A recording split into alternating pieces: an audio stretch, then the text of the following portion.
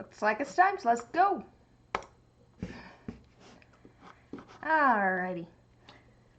So I've got all of my colors out. Hello everyone, by the way. Yeah. I don't think we've got too much planned. I mean, I have stuff planned for tonight, obviously, but I don't think it'll be anything too time-consuming, hopefully. But I do need to figure out some colors. I have kind of a color palette for a set of dice. It's going to be another set of dice where every die is different, but they're all going to be Blackberry themed. And, you know, these two together I know will make the kind of dark blue that I want. I want some sort of kind of like really dark purple. Which, I mean, this could work, but it kind of looks brown in certain lights. Like it's purple. I don't, let me make it so you can see. Let me put the flashlight on my phone. Flashlight. There we go. You can see it's purple. But if the light hits it at certain angles, it looks kind of brownish, which is just not what I want, but maybe it is kind of what I want. It's kind of natural-ish. I could do, as long as I don't put too much in, it wouldn't be too bad, I don't think. So we've got kind of a really darkish blue color, kind of really darkish purple color. And then we want kind of like this color right here. It's kind of a, I don't know what you'd call this. I guess kind of a raspberry color, which is somewhat ironic. My problem is that the two that I have that are kind of raspberry-ish are both mica powders, so they're opaque. You know, you can't see through them. There's no like light and stuff through them. And I really want that kind of dark. Really, this is exactly the color I want. The kind of really dark maroonish raspberry color. So I'm thinking I'm gonna have to do some mixing of colors as an experiment. Maybe like a pink and a blue. Mix a couple together. Try and get a good kind of in between. And then there's going to be a couple of light blues. They're basically just very, very pale blues, kind of icy colors, kind of like dewdrop colors. That's the idea, anyways. Oop, I just kicked something.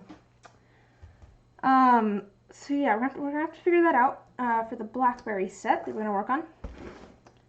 And then I did these ones last time. I did it's a commission set that I've been working on. It's been giving me issues. Hi, Biznot. Welcome. I'm just going through kind of the plans for tonight. But yeah, I made these last time, and 3 of them turned out well, and 1 of them, well, 2 of them turned out like really good. 1 of them had a little bit of an issue, but I think I got that fixed. And then this one, the piece floated and got kind of stuck in between the lid and the base of the mold. Oh, excuse me. But it kind of like slipped off a little bit so that it was off to the side, and so it didn't end up lying as flat as I would have liked. Oh, thank you, Venturuni. Also, hello. How are you both tonight? Or I don't know what time it is for you. So luckily I had enough of the little blue pieces from last time left over that I can make 2 more, and then we'll do 2 sort of miscellaneous type dice that I can throw in with orders. And then I'm finally going to finish the rainbow dice that I've been working on. I've had 6 pours in here now. I've been slowly layering up all of the different colors of the rainbow, so there's like pink, orange, yellow, green, blue, and then purple here. And I didn't fill it up all the way because I want to do kind of like a clear with like a little bit of sparkle to it, and then like some clouds. That's my idea anyways. I thought that would be kind of fun and unique. Because I've seen layered rainbow dice before, but I wanted to try something, you know, a little bit different. I think that's the plan. And I think I probably I could do 1 more set beyond this, because I think this would kind of even out. Because we're not going to do all of the Blackberry ones tonight. And I'll go over all of the plans for that and why in a second. But this is probably going to need about 15 milliliters. This will take about 15 to 20. There's 30. There's about 60-ish, which would be about 2 sets of dice. I could do another set of dice, which maybe we'll do something where we just throw a whole bunch of glitter together. It's been a while since I've done one of those. Well, it hasn't been that long. But that's kind of fun every once in a while, just taking a whole bunch of random glitter over here and throwing it into a cup and putting that into a mold, seeing what happens. Or if someone has a theme idea, something like that, something you want to see, I'm open to ideas. But first off, let's figure out colors here, I think. Like I said, I think we're going to be doing a few experiments. Here, just a second. Oh. It's cold down here, so my nose is all sniffy.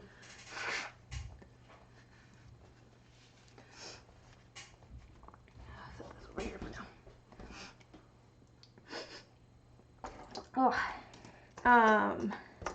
Yeah, so most of these would not be useful to me. I'm going to pull out, like, let me pull out my translucent, like, reds and blues. Yeah, that's kind of most of them that I have out now, I think. Yeah.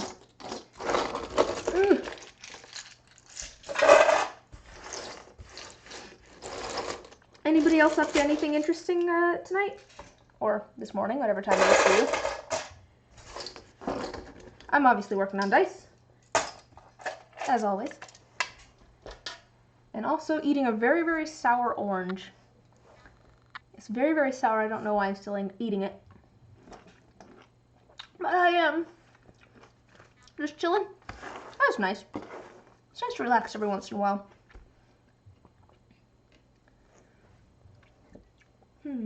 What did I feel like yesterday was really chill. What is today? Today's Saturday. No, yesterday was not chill. I had a lot of things yesterday. Thursday was pretty chill. I had all sorts of different things yesterday.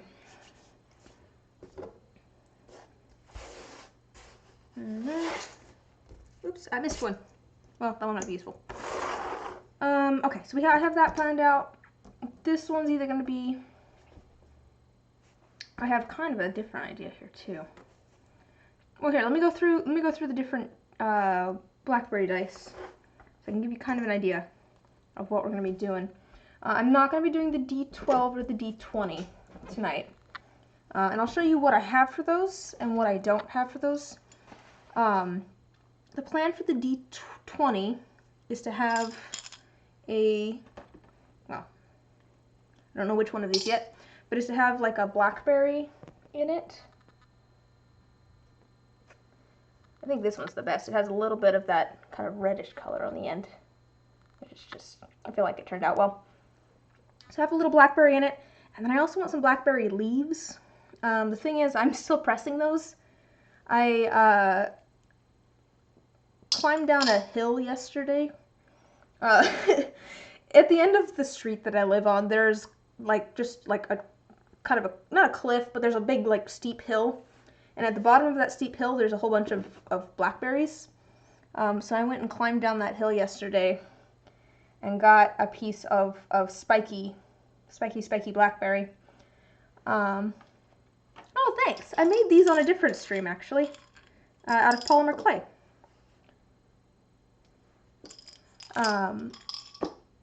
And I also grabbed some leaves. Let me grab the leaves so you can see. But I just grabbed them yesterday, so they're... Yeah, I had two, but then I dropped some. But I have some leaves here, and I really, actually, I'm gonna let that dry a little bit more. The thing is that you don't want any moisture in resin, or it won't cure properly. So I just want to make absolute sure that this has dried out completely before I try and put it into the resin. It seems to be doing okay though.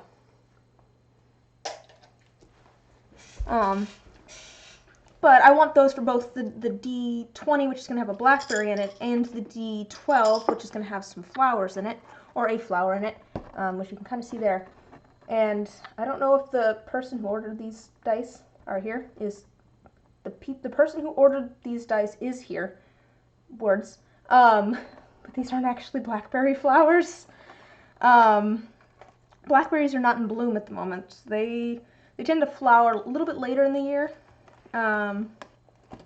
These are actually, I think, apricot flowers, if I remember correctly.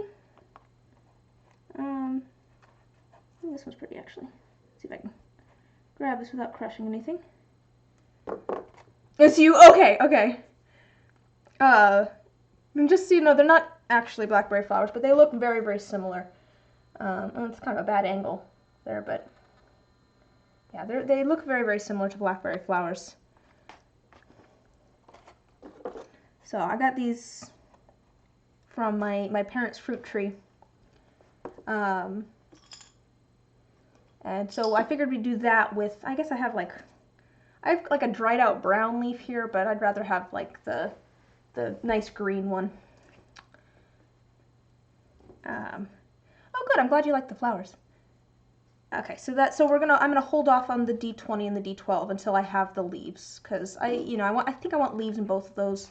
Maybe a smaller leaf with the flower, and then maybe a larger leaf kind of attached to one of the blackberries. I feel like that'd look kind of nice.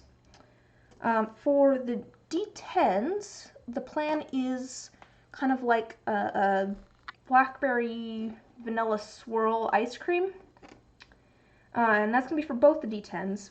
But what size will I be making? Size of dice? Just the standard size of dice. I might end up having to use the smaller one of these. Let me see. No, it'll fit in there. It'll fit in there. I'm just going to use one leaf probably, just so that it's not too crowded. That's why I want to make the larger ones. My plan for tomorrow actually is to learn how to use the Resin 3D printer that I got for my birthday. I'd like to start trying to make some of my own masters for things like that. If I can't get that figured out, then I'll order some. But I do want to do get some masters made for either, well, probably both large D20s and large D6s, so I can start doing some more complicated designs and stuff, because I like doing like the little dioramas and stuff. It's fun. That was my original plan when I first started making dice, was to do little dioramas and dice. And I've branched out from that, which is a-okay, but I'd like to have a little bit more workspace and do some more of that. But the D10s, they're going to be blackberry vanilla swirl. I don't want them to be the same, because the goal of these dice is to have everything be kind of different. So they're going to have similar colors, but the first one I'm thinking I'm going to do some sort of dirty pour, which I can grab an example of that. Let me find an example over here. We just did some the other day. Do I have a good example though? That's on top somewhere. Here's you can see my box of things that need sanded. They may all be at the bottom. I can find a picture on my phone, that might be easier. Well, I can pull this out. It might be hard to see, it's a little dark. But something like this where it's kind of swirled, and it kind of looks like it's swirled on the surface. Let me see if I can. It doesn't always like to focus up close. There we go, where it's kind of swirled on the surface of the die, it looks like. Kind of like the thin lines of swirl. Just with like the purple and the white. I do use a rock tumbler. I use a rock tumbler for the polishing. I spent 4 or 5 hours earlier today sanding things. But I do 3 different polishing papers, and then I throw them into a tumbler to get them all nice and polished. But for like the initial sanding itself, it still takes quite a bit of time. Because when they come out of the molds, let me see if I can find a good example here. Let me see if I can show you. See if I can show you. If you see that edge there, this is actually one that's not as bad, but there's kind of like, let's see if I can find one with a better show of, here, this one shows a lot more. Depending on pulling them out, They can have like a big edge to them, and that's got to get sanded off first. And then, you know, I want it to be polished to a certain degree so I don't end up with big scratches in it. How many hours average for these complex dice? Ooh, it varies, but I'd have to go back and look at how long it took me to make these. I'm not sure how long it took me to make these. I did it on a stream, but like when I'm working at such a small scale, it can take a few hours to get things like this made. And that's part of the reason that the complex, like, I have 3 different levels on my my commission dice. There's simple, standard, and complex. And the complex ones are quite a bit more expensive, and it's because they take a lot more time because I'm usually hand making things or hand painting things, and it just takes time. Do you paint or use engraver filler? I just use acrylic paint. Just use acrylic paint. But feel free to keep asking questions. But back to what I was talking about here. I'm gonna do kind of like that swirl, like the other ones where it's kind of thin swirls. I feel like I could find a better photo to show as an example. I'm just gonna go to my Instagram. I'm sure I have something there. I like doing dirty pours. Oh yeah, like these dice here were, if it'll focus. Never wants to focus. Come on.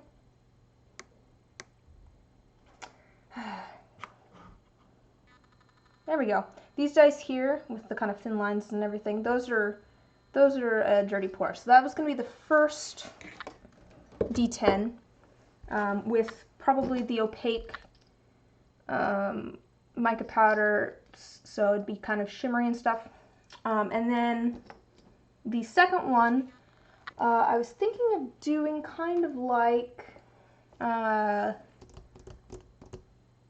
I had a set right on top that had a kind of a swirl in it, but do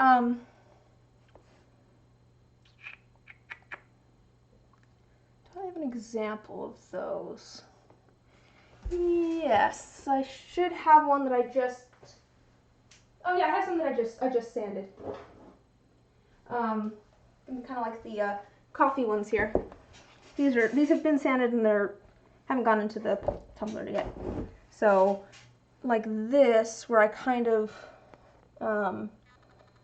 had it one color and then piped the other color into it, so it's kind of like globby and stuff. Maybe not with like the one side white like this one is. Maybe just kind of fill it in the middle. I'm not sure yet whether I want to do a semi-opaque white resin with the maroon piped in, or if I want to try and do like a sort of, not maroon, kind of raspberry. If I want to do kind of a raspberry color with white added. I guess I'm kind of worried about visibility with both of them. Let me set this back for a second. Because if I do the semi-opaque white, you know, there's always the chance I'll make it too opaque and you won't be able to see the raspberry color. And then with the raspberry color thing, either the white might not show up as white if it's too dark, or, you know, since you're going to have pink in front of it, or I'm just going to have trouble making that raspberry color. But I'm kind of tempted to try doing a semi-opaque white with the raspberry on the inside, because then I don't even have to try and mix a raspberry color. I can literally use one of these two that kind of are the right color already, because they can be opaque. It wouldn't matter. I wouldn't need one that was translucent. And I mean, I might as well try that, and if it doesn't work, I'll try something else. That's the joy of this. So I think maybe we'll do that. Raspberry and cream candy. Ooh, that sounds good. Raspberry and cream candy. That sounds yummy to me. And then that's the 2D10s. I'm going down the line. For the D8, I think I'm going to probably use the larger of these two. But because the smaller one doesn't look as good. But I made some little tiny popsicles. This was also out of polymer clay when I did the blackberries. Made some little tiny popsicles. And I have kind of an idea for this. This might be too much. Sorry, I'm just rethinking something. So this kind of matches, you know, these colors here. Actually, I think I am going to have to try and mix a color. Because an idea that I had for this was to have it in the D8, kind of at an angle, and then at the base of it, a very, very thin layer of like a clear resin that kind of matches this, and then do like clear on top of it with maybe a little bit of shimmer to it, so that it kind of looks like this melted. It's partially melted into like and created a pool in the bottom of the die.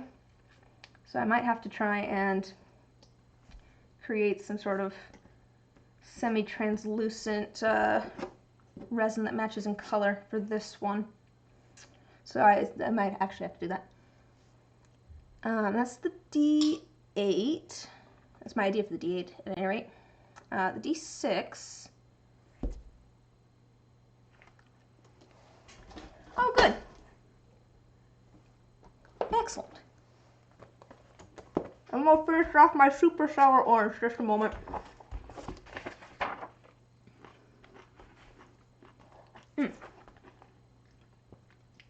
Okay, flowers and thorns. It's like there was something else I was going to put with the thorns in the D6. Oh, that's so sour. For the D6, let me pull out a D6. We know the size we're working with because it's not very big. But for the D6, the idea was thorns and flowers. So we used at least one of these flowers. And for the thorns, I have kind of this smaller bit here. And I was thinking of actually trying to like cut off a small section that has a good amount of thorns on it, so it kind of looks like the vines growing through it. So, and then have like the flower. I could have the flower even attached to that too. Kind of on the side. Ow, ow. So, story about this. I climbed down the hill at the end of my road, the end of the street I live on, to go cut out this little piece from the wild blackberries that are down there. And I made it all the way back up the hill, which is a very steep little hill. It's not a big hill by any means, but it's fairly steep. Carrying my clippers and this and some leaves, and I made it back up the hill. And at the top of the hill, after I had made it up, I completely went to go move the clippers from this hand over to this hand, and stabbed myself on the branch. It's like, wow, really, now? Now after I made it all the way up the hill? Alright, but I think maybe the smaller piece. Just cut off kind of the smaller piece here. Because I think that'll kind of hold a little bit better, and then we'll have the flower in there. And I was figuring we would do... Exactly, I couldn't get away scot-free. There had to be something that happened. I was thinking of doing this with one of the two light blue colors. Oh man, it happens. I got to the bottom of the hill, and I was down by the blackberries, and yeah, I wore the wrong shoes for it, but luckily they had good traction, because I started going down the hill, and I'm like, oh, wrong shoes, because it's a fairly steep hill, and then there's just wild blackberries, and I'm walking down the hill, and I'm like, this is a bad idea, because that's just brambles at the bottom of the hill. This seems dangerous, but I have no impulse control, so we're gonna do it. Yeah, no, yeah. Oh, it's okay. No, for the D6 though, I figured we could do something with one of the two lighter blue colors. Either make the resin a very, very light blue, or maybe do a little bit of a swirl of kind of a light blue in there. And I'm always a fan of like a little bit of shimmer or something, but risky business for dice, yeah. So figure something out there with the light blue. Maybe solid, like maybe something with a little bit of swirl, and maybe not, just a second, I'm just thinking. I think for the D8, it's going to have the melted popsicle in the bottom, and then it's just going to be clear resin above it with the popsicle kind of sticking out. And then I think for this one, maybe I'll use a little bit. I want all of these dice to be different. That's my goal here. And so I'm trying to think of different materials that I can use. And I'm always a fan of using like a little bit of shimmer in it. Not enough to like, you know, make it so you can't see it or anything, but just to give it a little bit of just kind of a little bit of a shimmer to it. But I don't want to do that in all of the dice. So I'm just thinking which one or ones I want to do that in. The D20 and the D12. I need to think about them too. The D20 is going to have the blackberries in it. I might tint that one the lightest blue. So I probably don't want to do that in this one. Let me make some notes. Make some notes on color. Because if I don't write it down, I won't remember. Alright. D20. Blackberries. Lightest blue. And I think with a little bit of shimmer. And then for the D12, because I do want to incorporate all the colors in there and not make it feel like it's too over. I feel like there shouldn't be as much of the blue. There should be more of the kind of dark purples and raspberries and stuff. Oh, I need to figure out the dark purples. Oh, that's what I was going to say. One of the ice cream ones should have the raspberry, and one of them should have the dark purple. So maybe I will do that. I think... you get to see my whole thought process here. Oh, and I have the really dark blue too. Maybe for the... Okay, we're gonna try and split up some of these colors. The first, okay, D12, D00. I differentiate my D10s by going D00 and D0, just so I can tell which one's which. For the D00, I was gonna do a dirty pour, and I'm gonna want to use white, and I think maybe this. What is this? Oh dear, well, I can find it. It's Brambleberry Merlot Sparkle Mica, I think. Okay. My label has worn off a little bit, so I think we're gonna use those and white alcohol ink for a good dirty pour. The alcohol ink adds some like finer lines in there. These will add kind of blobby sort of layering, and the alcohol ink will add some of the finer lines. So that's going to be the first D10. So let me say berry and white, dirty pour. And then for the D10, I think we want to use the purple, because I want to, oh, actually no, you know this purple? The purple might be good for the D4, because we're talking about doing kind of a jam for the D4. The D4 is going to be purple, so I don't need, D8, D6, D4, dark purple jam, and I'll get to that in a moment.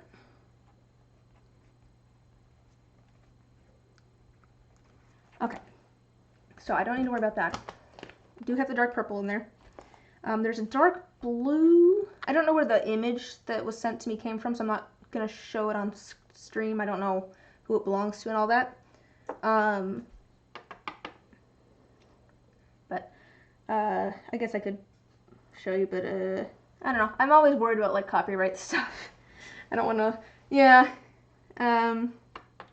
It's weird because like I would feel okay posting it in the Discord, but I wouldn't feel okay showing it on stream. I don't know why. Perhaps that's a little strange. Just a second here. I had someone asking about dice.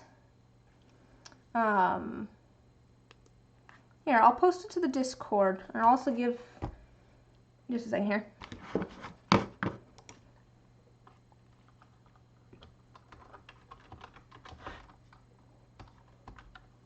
There's, hopefully that pops up. I think it's because, like, I don't know, Discord feels less like I'm using it for a piece of media, I guess. Let me post this to, I'm just going to post it to the general chat. Actually, I have to go. And then,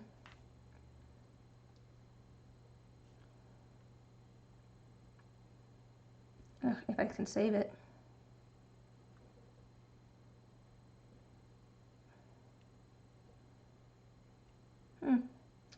Maybe it won't. Looks like maybe I can't save the image. Well, here, I can save the image. I'm just going to take a screenshot.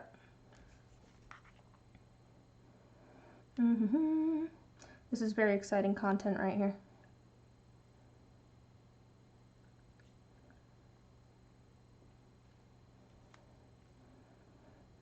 Okay, a second.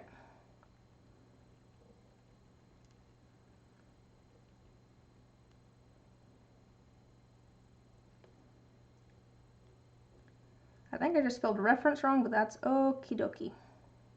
Okay, I just posted the thing to Discord, just if anybody's curious.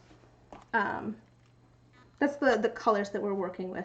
So it's kind of like a really dark blue, a really dark purple, kind of raspberry color, and then two really light blues. And I mean, we do have like the really dark kind of blue and bluish purple and the red in here and that sort of stuff. But I do want to get all of the colors in there. The one I'm not getting at the moment is maybe the dark blue. So actually, yeah, I'm not getting the, well, I mean, actually I am getting the dark blue. Because the dark blue is kind of the color that's in here. These ended up kind of a really dark blue color. That's hard to see. Let's see if I can. You see the blackberries there. They ended up kind of a dark blue color.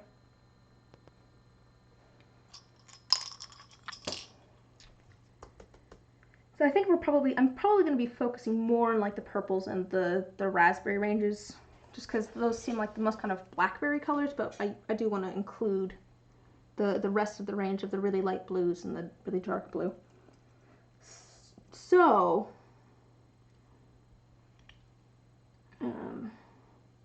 I do like this palette. It's a lovely, lovely set of colors to work with. And it's fun. I'm just trying to incorporate them all. So D20, I think we'll have... yeah, D20 might be the very, very lightest blue. So it's just slightly tinted blue a little bit. But you still get all of the color of the blackberry and the leaf in there. The D12... we could try doing the D12 with kind of like a base of the dark blue with the leaf and the flower coming out of it, which might be pretty. I've done stuff kind of like that before, where you have like a really dark color and then you put like clear on top of it with the item in it. That might be kind of, let's make a dark blue background. And then we'll have the flower and the leaf kind of coming out of the really dark blue color. First D10 is going to be the raspberry and white dirty pour. Second D10, I think I'm going to also go raspberry and white. I don't know. I don't know if those will look too similar, but it is the D10s and they kind of go together.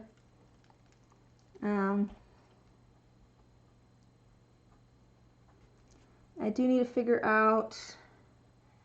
I think I'm gonna try it with the white resin with some of the then color done, like added on the inside, so it'll almost kind of look like it's white with kind of like the raspberry color.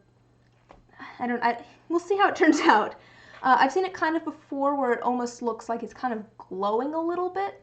Like there's something in the middle, and then the outside layer is just kind of like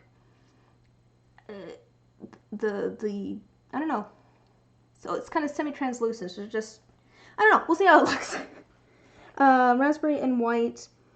I really need a good name for the tech. I need a better name for this than piped blobs. I'm gonna say piped center.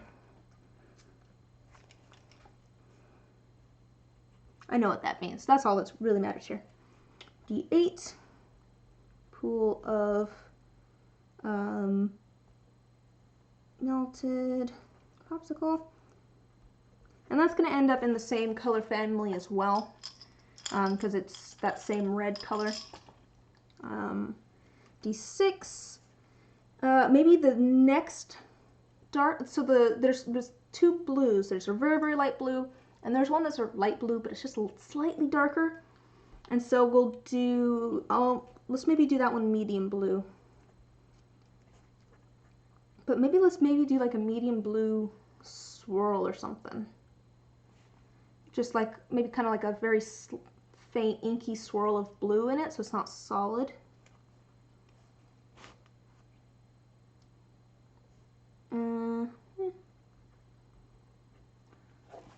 Okay, I think we have plans now. I think that incorporates all the colors. So that's what I was going for. Okay, so the D6, we're gonna go for that really, really light blue, but just slightly the slightly darker, and then instead of it being a solid color, we'll do like a little bit of a swirl in there with the branch and one of the flowers. It'll be, I think, kind of subtle, but I think it'll be nice. Okay, so skipping the D20 and the D12. Let me see here. Okay, the only thing that we'll really need to, there's two things that we really need to figure out for this. One, how I'm gonna make a semi-translucent pigment that is that color. I have to mix some things. And my guess is a little bit of this. Actually, it might be better to do a little bit of that and a little bit of like this. Hello, Not Name Brand. How are you doing? I think this might be a good combo. I'm holding it up to the light so I can see like both of them together, because I have two things stacked. Well, here, let me do this again. Oh. I'm good. I'm like a little bit sore, just because I was helping my parents dig some holes for some posts earlier today. Flashlight, that's what I was doing. So you can see that it's kind of hard to see there, but it is kind of that purplish red color. And that's kind of what I'm going for. It's kind of a purplish red color. And that's what I'm checking when I keep holding it up. So I'm just looking, I have a big bright light here above me. So I think maybe these two together will make a color that's similar to that. I was originally thinking it might be a little bit pinker. I might go for something a little bit pinker, but this actually isn't all that pink. It's kind of a, it's more reddish, I guess. And then we're gonna go for this one, which is a little bit more purple, maybe. They're slightly different. I'll see if I can. My camera doesn't always do the best showing colors, but yeah, you can kind of see it. See, it's a little bit more kind of, actually that's a pretty good representation of that color. It's kind of a little bit more purplish compared to like the reddish, but it's pretty close. And I think it'll be good. So I think we're going to try mixing those together, and then if that doesn't work out, I'll probably end up adding things as we go. We'll see what happens. And then the other thing we need to figure out is for the D4. The plan for the D4 was to make it, you're standing your masters. Ooh, that's exciting. Good luck. You don't want to know how long it took me to polish my masters. It's far too long. I didn't realize how long it had taken me until my brother pointed it out, but it took me a while. D4 we want to look kind of like jam. And we were taught, the idea was jam with maybe some like glitter in it, to kind of make it look even more jammy. And there's a couple of thoughts. I want it to be kind of a dark purple. I'm tempted to use this purple, because it is a really good dark purple, but it's a pretty purple, but if you have enough pigment in there to make it really dark, when the light hits it at certain angles, it looks kind of brown, which is just kind of weird. I think if we use little enough pigment, it might be okay, but I don't know, that might actually look more jam-ish. But alternatively, I could use this purple, or that. But there's a couple of options for glitter, because we were talking glitter, so because it's fun. And I could do some sort of like chunky glitter like this. Or a different idea I had was I have this multi-chrome powder, which is mostly purple. And then let's see if I can show you. You can see the pink in there, and then you get at a certain angle and it's yellow and orange. You can kind of see the shift in color. I'm trying to get it so that the light will hit it so you can see. There we go. We'll angle it up like that. Yeah, you can see the shift in color. And I feel like that would kind of work if I tried adding a little bit of that into the mold as well. Not into the mold, but into the resin. I haven't really tried mixing this in with resin, but I feel like that kind of adds. And I mean, we could add more than one thing too. Do I have a darker purple? That is like exactly the same. Do I have a darker purple? Oh gosh, there's gold glitter everywhere. Oh, I do have a darker purple. Oh dear. In the form of, here we go. I do have a darker purple glitter. And there's gold glitter everywhere. Oh no, oh no. Just a second. Try to put things away. And the gold glitter here in these little tiny containers from, I think, old craft kits. It's getting everywhere. Okay. So yeah, we could do, see, this purple's also kind of pretty though. This one does make me think of kind of jam with kind of how dark it is. So we could do like a little bit of this maybe. Probably not this one, I don't think. It's a little bit too, I don't know, pink-ish. It's pretty, but it's maybe a little bit too pink-ish. But I guess the real question, the real question is, should I use the purple that looks brown at certain angles? Or should I use the slightly lighter purple that's a lot more vibrant? And then should I use the multi-chrome and or this glitter? Or I can use this glitter too, which is just like I could use some purple shimmer. Or I could do all three of these. I mean, I feel like that doesn't hurt anything. So maybe do the lighter purple and then do all three of these in there a little bit. I do like the darker purple though. I could do the darker purple and all three of those in there as well. Oh. Do you have any ideas, Crow, since they're for you?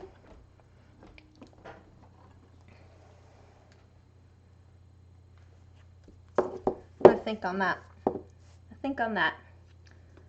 I do think and then let me grab the pigments that I need. So we've got fuchsia and dark purple. All right, let's try the dark purple.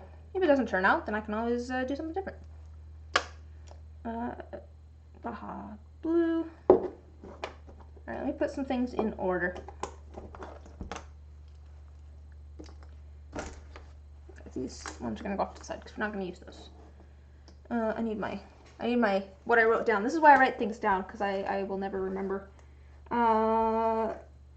D10 raspberry and white. Let me grab the raspberry color that we're going to be using. I think I have, yes, it's this one over here. Give me just a moment.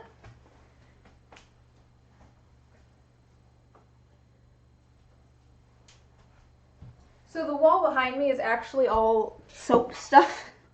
So I'm just stealing some of the some of my soap pigments for resin here. I haven't done soap in a while, to be fair, so it's a worthy cause. Okay, so raspberry. Okay, we're gonna be starting with the D10s. Let me put these in order so I can remember what I'm doing. We're gonna use this for the one with the center, because it's slightly less opaque than this white. So we're going to use this one for the dirty pour. And the reason I'm using this for the dirty pour and not this one for the dirty pour is that this is an alcohol ink and this is not. And when I put this, like I put a drop of this on top of the resin, which is what I'm going to be doing. I'll be putting like all my colors into the same cup and then putting a drop of this on top. First of all, it disperses. It spreads out a little bit. And second of all, the alcohol in it doesn't really affect the curing of the resin. It can a little bit. If you add way too much pigment of any kind, it will affect the curing. But this one, first of all, it doesn't disperse. Q1 jump ahead? What? I don't know what you're saying. But this one doesn't disperse, and so it just ends up in a blob, and then it never cures. So when I mix this one in, it's fine, but when I try to do a dirty pour with it, it doesn't really work great. So we're going to use that one for the dirty pour.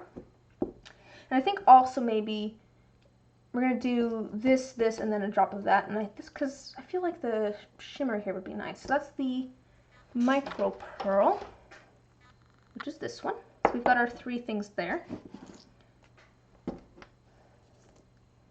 What are we queuing for? I'm confused. So cool, we've got those colors. And then for the next D10, we're going to use this white. One jump ahead of the red line. Yeah, one swing ahead of the sword. I steal only what I can afford. I remember that song. I'm stealing from my soap stuff. Oh, okay. I think that's the lyrics. And if anyone's curious why I know song lyrics from Aladdin, it's because I was in a kids' theater production of it back in 6th grade. And I played good. Yay! Sing along time. No, but I did a children's production of it back when I was in 6th grade, and I was guard number 1. Okay, yes. So we're going to use this white because it's slightly less opaque than this white, and we want to be able to see through it a little bit. But we're going to be using the same Merlot sparkle mica, just because I like it. I think it's dark enough that I think it will show up well on the inside, and it's opaque enough too that it'll show up on the inside. Okay, so we've got that for the next D10. D8. We're going to be trying to mix these together to make a good popsicle color. I'm just going to set those there so that I remember what I'm doing. We might add a little bit of, like a little bit of shimmer or something to this as well, the mix of these two colors, because it's supposed to be kind of shiny because it's like a melted popsicle. I may or may not. We'll see there. Not sure yet. D6. Well, here, I should be putting these with the molds.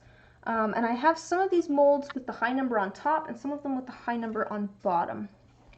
And the reason for that, I actually want this the other direction. D10, D10, up. It's because these have different effects and stuff. So I want the dirty pour with the highest number on top because sometimes when you do dirty pours, the face that's on the top ends up looking slightly different. So if one face looks slightly different, I want it to be the high face. Just because I feel like it's the most exciting if the highest number comes up, and so you want to be the most excited about like the face that's different. Next D10, I want this one to be, I also just grabbed this one backwards. Wait, yes, I grabbed that one backwards. Okay, I want this one to be face down. Assuming the different face looks, yeah, I mean, it's not necessarily even that it's going to look nicer, I guess. I guess it's just that, like, if I'm going to have any face look different, yeah, I don't know. I don't know how to explain my thought process there. It's just like, I feel like the highest face of the die is the one that's different. It's because it's the one that matters the most. So, you know, if one face is going to be different, it should be the one that feels different when you roll it anyways. I guess the lowest number would also work, but... okay, I want this one face down. I think... this one, not sure. Actually, I might want this one face up. I don't know how to... Oh, I don't know how to talk on the interwebs either. It's so hard with, like, tone and stuff. I mean, I can't talk in real life, obviously. I mean, I can talk a lot, but not necessarily good.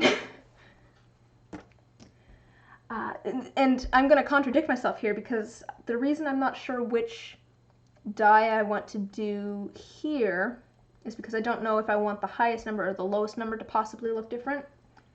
Hopefully it won't. I'm going to try and, you know, add the color on the inside, but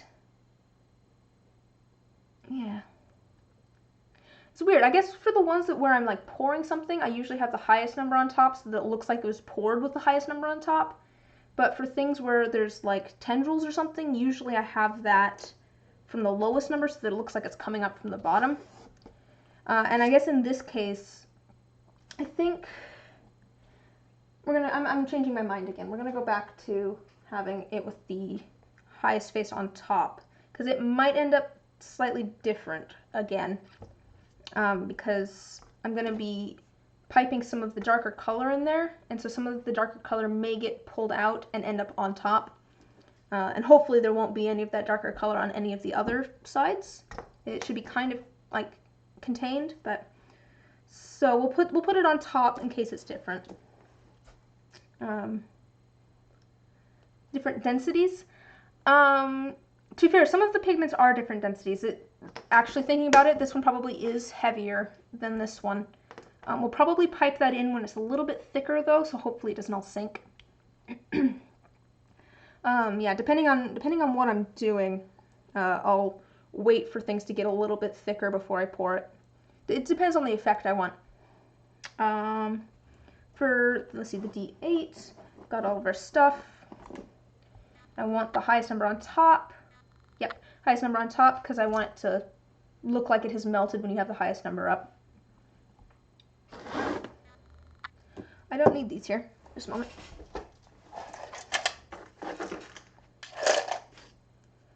Actually, I do need the blues. I do need the blues here.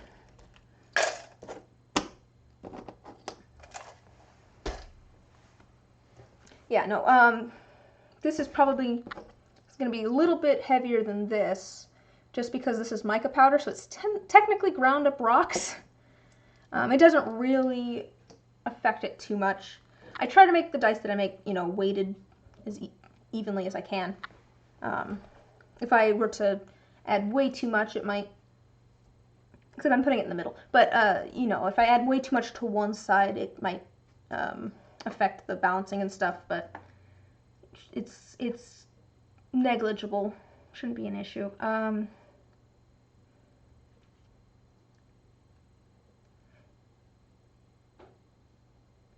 It depends on what I'm doing. If I am adding things, if I'm adding polymer clay items, usually I will have the highest face on top. And that is because I do know that polymer clay is slightly heavier than resin. They do sink. I could pull out the ones that I just sanded today that have hands in them, but yeah, if I'm adding something that I know is slightly heavier, or if I know it might be a little bit unbalanced, I usually try to err on the side of you rolling better. Oh, the hands are yours, right? Yes, they're all sanded now. I'm gonna polish those up. I don't know if I'll get them in the tumbler tonight. I did get a second tumbler. It did come in. I need a place to plug it in. I'm figuring that out. It literally came in right before the stream. So if I get that figured out tonight, they'll get polished tonight. But they won't get polished tonight. They'll get polished over the next few days. They take a while to polish, but I'll hopefully get them in tonight. But yeah, I got those sanded. I had most of them sanded, and then I had like 2 more that I got sanded today, right before the stream. I spent my whole day like sanding. I spent like 5 hours sanding today. Oh, I'm glad you're here. I'm glad you can come hang out and see what's going on. Yeah, I'm happy to show you how they look now if you want to. They're just all sanded at the moment. D8, D6. I need to cut some things because that's going to be, this is Brambles, which is where we're getting our name for the stream. So for the D6, I pulled this out, which is a separate D6, so I can use it as kind of a reference for how big things should be. And I kind of like this smaller piece, so I might get rid of that leaf. I don't like this. Oh, it has spines on the leaf. Oop, I dropped it. Let me see if I can show you the pokies on this leaf. Look at those. Look at the spines on the leaf. Okay, try not to stick my hand in that. But I do like this piece. And I want to try and figure out how long it should be. I think this is going to be just slightly too long, even at an angle. I don't want this one to be too big, because I don't want to scratch up my molds too much. So I don't want it like pressing against the sides too much or anything. I think if I have this from corner to corner, this will fit in there just fine. So there's a piece for the D6, and then we're also going to do a flower in there. Let me set this to the side, and we could do a bigger piece that's like shorter, but has bigger spines on it. But I think we'll see how this looks. If it ends up not looking great, I'll do it again. Let's see. Do we have a smaller one here? I think this one's maybe a little bit smaller. Maybe I should try. I might try attaching those together. I'm not sure. I guess this one is a little bit smaller too, maybe. Ah, let go. Stop hanging out. Okay. I think the one that I have is maybe the smallest and also looks the best. So we're going to use that one. That's our D6 and our D4. We're going to use our dark purple. Put this purple back. And then I'm going to use a little bit of this glitter. I'm going to do a little bit of this. And then I want a little bit of this. I'm going to just add all the different purple glitters. See what happens. Okay. And then I have a spare crystal D4 mold because I usually, oh, I should grab that as well. Well, actually, you're here. So when I do commissions, I usually have like a little bit of leftover resin when I'm working on things, and especially with things like this where I'm going to be making a little bit of a lot of different things. I usually have a little bit left over of a lot of different things, and I usually end up making an extra D4 and a keychain to send along. Do you have a preference of shape of keychain? I usually do like a little crystal here, or I have a little like bottle shape, or I've started doing kind of like some flat ovals and stuff. There's lots of different options. Oh, here, let me, little crystal shapes, or little bottle shapes. Actually, do you want to see, Venturudi, did you see the keychain for, did I take it upstairs already? Just a second, I might have taken it upstairs already. Let me check over here. Oh, no, I didn't. Do you want to see the keychain? I finished the keychain piece. Nope. Should be surprised. Wait. Crystals? Alright. That's kind of the crystals are kind of my favorite. That's what I usually do. But I figured I'd ask and give you a choice.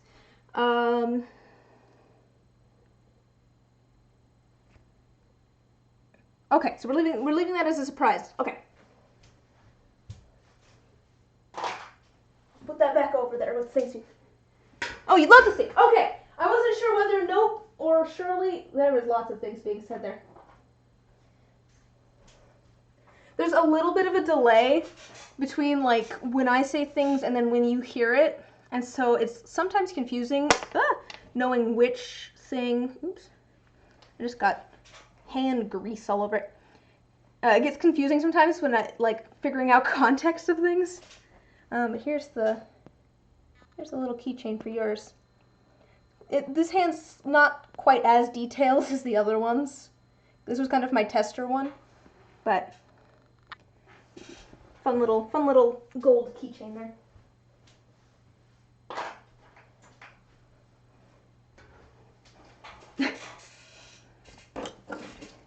I thought it was kind of fun. I feel like that one's a little bit more representative, or it represents a hand more than it looks like an actual hand to a certain extent. Let me put this back over here. Oh, I should make a D20 for this set. Okay. Yeah, D4, and then we have our spare D4 and our crystal mold for any extra little bits of resin that we end up throwing there. The dark blue we're going to hold off on until the D12. Okay, the dark blue is going to be with the D12.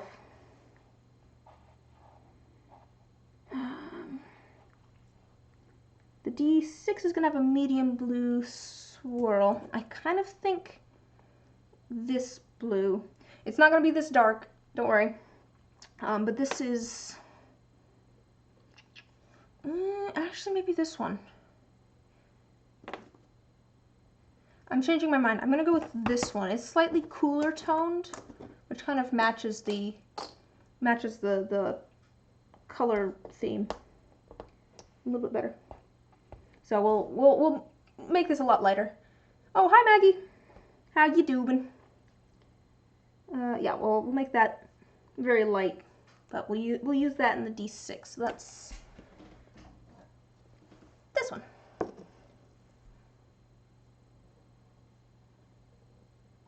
Oh no, please feel free to share what I've made wherever. It's always very exciting to see things that I have made in the wild. I love seeing like photos and stuff that people have taken of things I've made.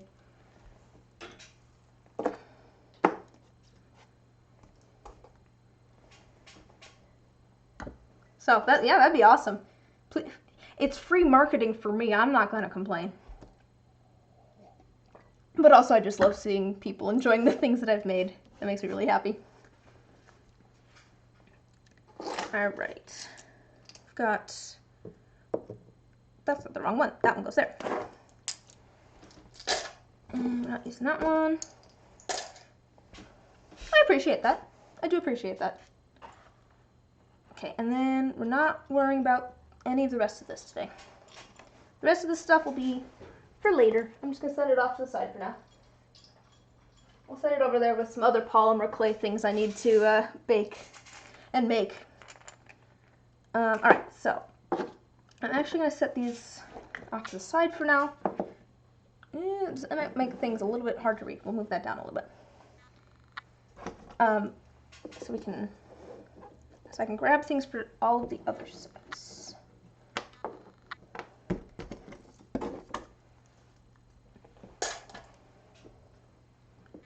Just try and get them out of the way so I'm not knocking them over while I'm grabbing everything else.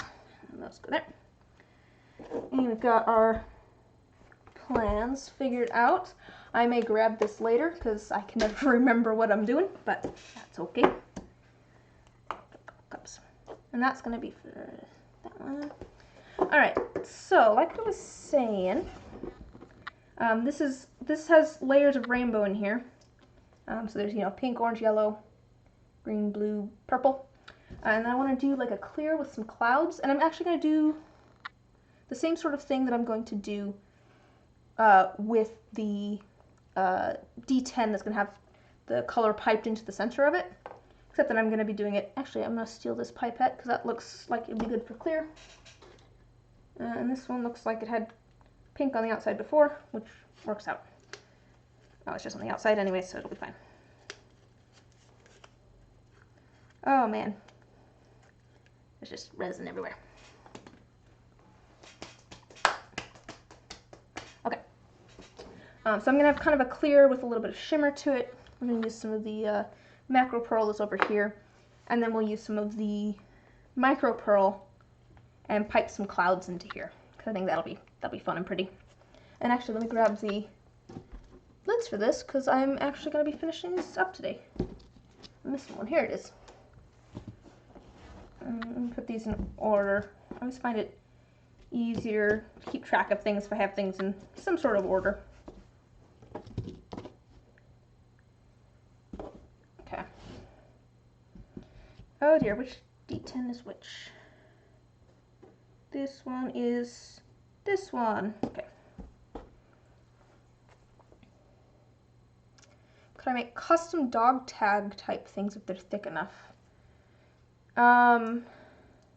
Like in the shape of a dog tag? Or for cats? Oh, for actual dogs.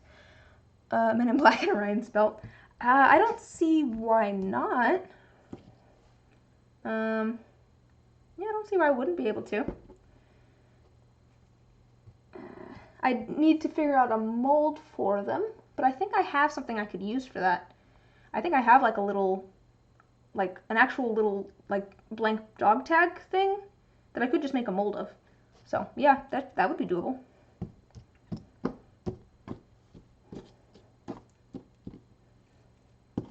Okay, got those in order.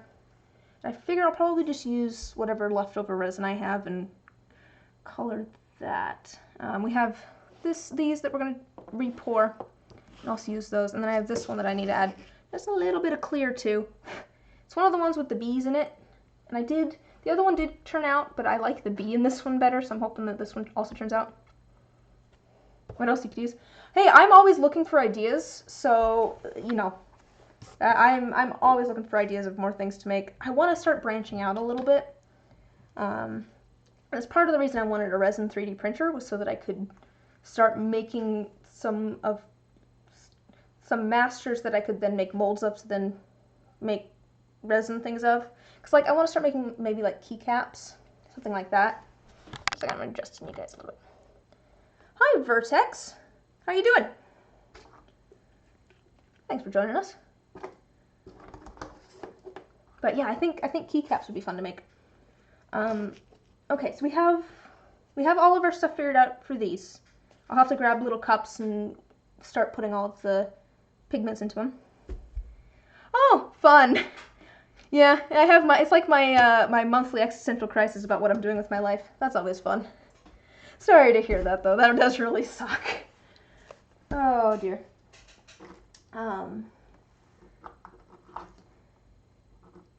All right, so I do have enough.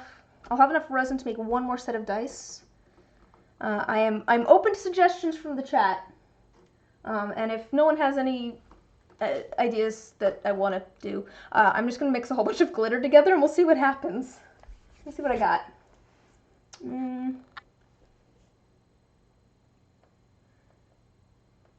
Oh, it's always a little bit. Commissions are always a little bit anxiety-inducing. Like I've talked about this before. I love doing commissions because I love the like back and forth nature of them, and being able to like there's a lot of reasons I like commissions. One of them is that I feel like I work the best when I'm talking to other people and bouncing ideas back and forth. I love doing that. You know, and it helps me come up with ideas too. Yes, these are silicone molds. They're ones that I made. I actually have, I'll show you, I have a whole bunch over here. I'm gonna be making more tomorrow too. No, not tomorrow, Monday. I make more every other week on Mondays and Tuesdays. No, commissions are fun. Because of the back and forth nature of them, it's a collaborative process. And you know, it gives you, at least for me, it gives me ideas of things that I could do. Like, I would never have thought of doing the, like, kind of cloud sort of shape in the dice until someone sent me a picture and was like, hey, I want dice kind of like these. I'm like, I could do that. Commissions murder your anxiety. It just, the whole, make things that could take weeks to months. You need a lot of breaks. People are expecting them to be done. And in their hands in 2 weeks tops. Yeah, no, yeah, I get that. It takes time to make things. Well, that was what I was going to say, though, is commissions are kind of anxiety-inducing because the person that's getting them has certain expectations, I guess. Like, you're not just making something and then offering it. You're trying to create something that... I know, I'm already past when you were hoping to get yours, but we're almost done. No, but there's more of a time restraint on commissions. If I make something that doesn't turn out exactly how I wanted it to turn out for other dice, for just random dice, it doesn't set me back. I can either use them, or it's not as big of a deal time-wise. But, you know, if a set of commission dice doesn't turn out, they just take a lot more time. They take a lot more time and brain power to get things a certain way. You and your people-pleasing is just like, oh, you want me to make a head and tail and paws in 2 weeks when it takes a month typically? Yeah, I can do that, totally. Yeah. Do you do it through any sort of certain platform or something where you can put your time restraints and stuff? That's something that I have a friend that was talking about doing commissions, and for everyone that's started, yeah, I'm assuming it's fursuits, it sounds like, or at least pieces for them. Those things are crazy, like in a cool way. What was I saying? It's one way or another, it has made me have to get organized. But oh, what I was saying was, let me start grabbing some molds. Use Etsy, but you might have to have them pay through PayPal. Usually very expensive, and Etsy just takes too much for you to be able to price. That's okay. That's fair. Yeah, because they take a certain percentage. Oh, hi Beta. Oh, what was that? Oh, thanks for following. No, that's fair though with Etsy. I use it for the convenience, to be fair. There's a certain amount of convenience that I'm willing to pay for with shipping and, you know, not having to process tax and everything myself. It's just like, I know they're taking a cut, but it's easier for me, and actually it's more cost effective for me to still let them take the cut at the moment, but compared to trying to set up my own site and costs that come with that and stuff. But that makes sense. I don't know, I guess but what I was going to say though was, I had a friend that was talking about taking on commissions, and the thing that I told them was set a limit for how many you take on at a time. And I feel like that was something smart that I did fairly early on, is that I only take on 5 at a time. And I've actually started taking on more, which has kind of upped the anxiety a little bit, not gonna lie. Kind of accidentally, but you didn't realize limits were good until now. Yeah, that was, yeah. I feel proud of myself for actually doing that.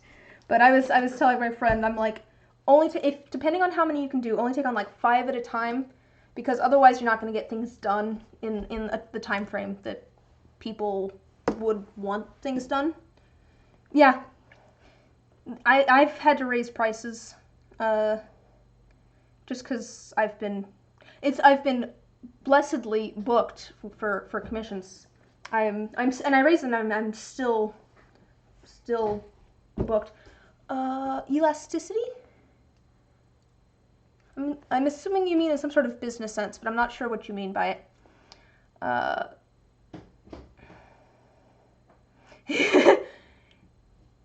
If you raise prices, change in commissions. Oh, do you mean how many difference in number of commissions? Is that what you mean, Venturuni? Like how quickly or how many I get with the raise in price?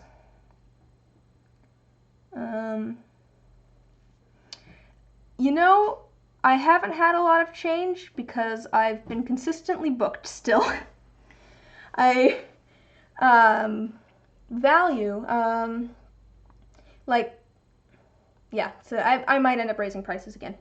And I did for the complex ones. I raised it by like $5, but because those do take me a lot of time and effort. But yeah, and I probably will raise them again at some point. I just did it fairly recently though, so I felt a little bit weird doing it again.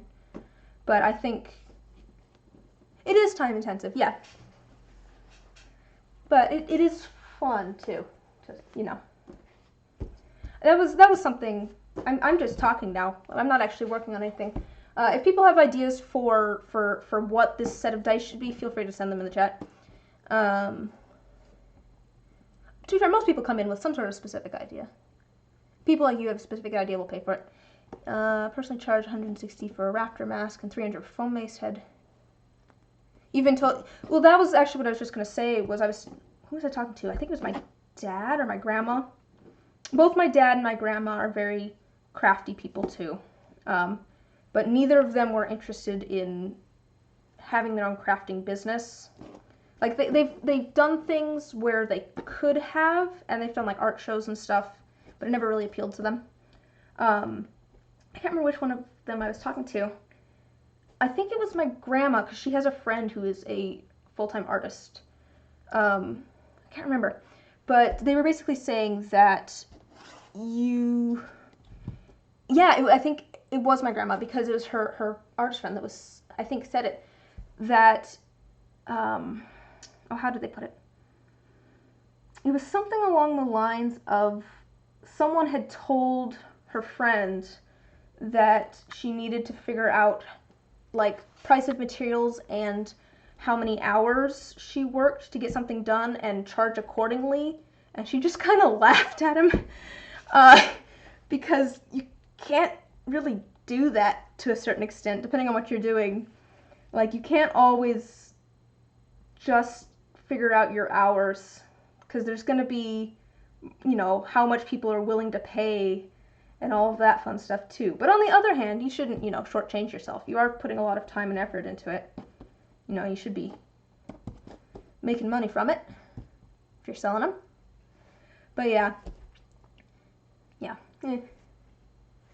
I don't know. I'll probably raise prices again at some point. But did I sell out on that listing? Usually I'll do it every once in a while when.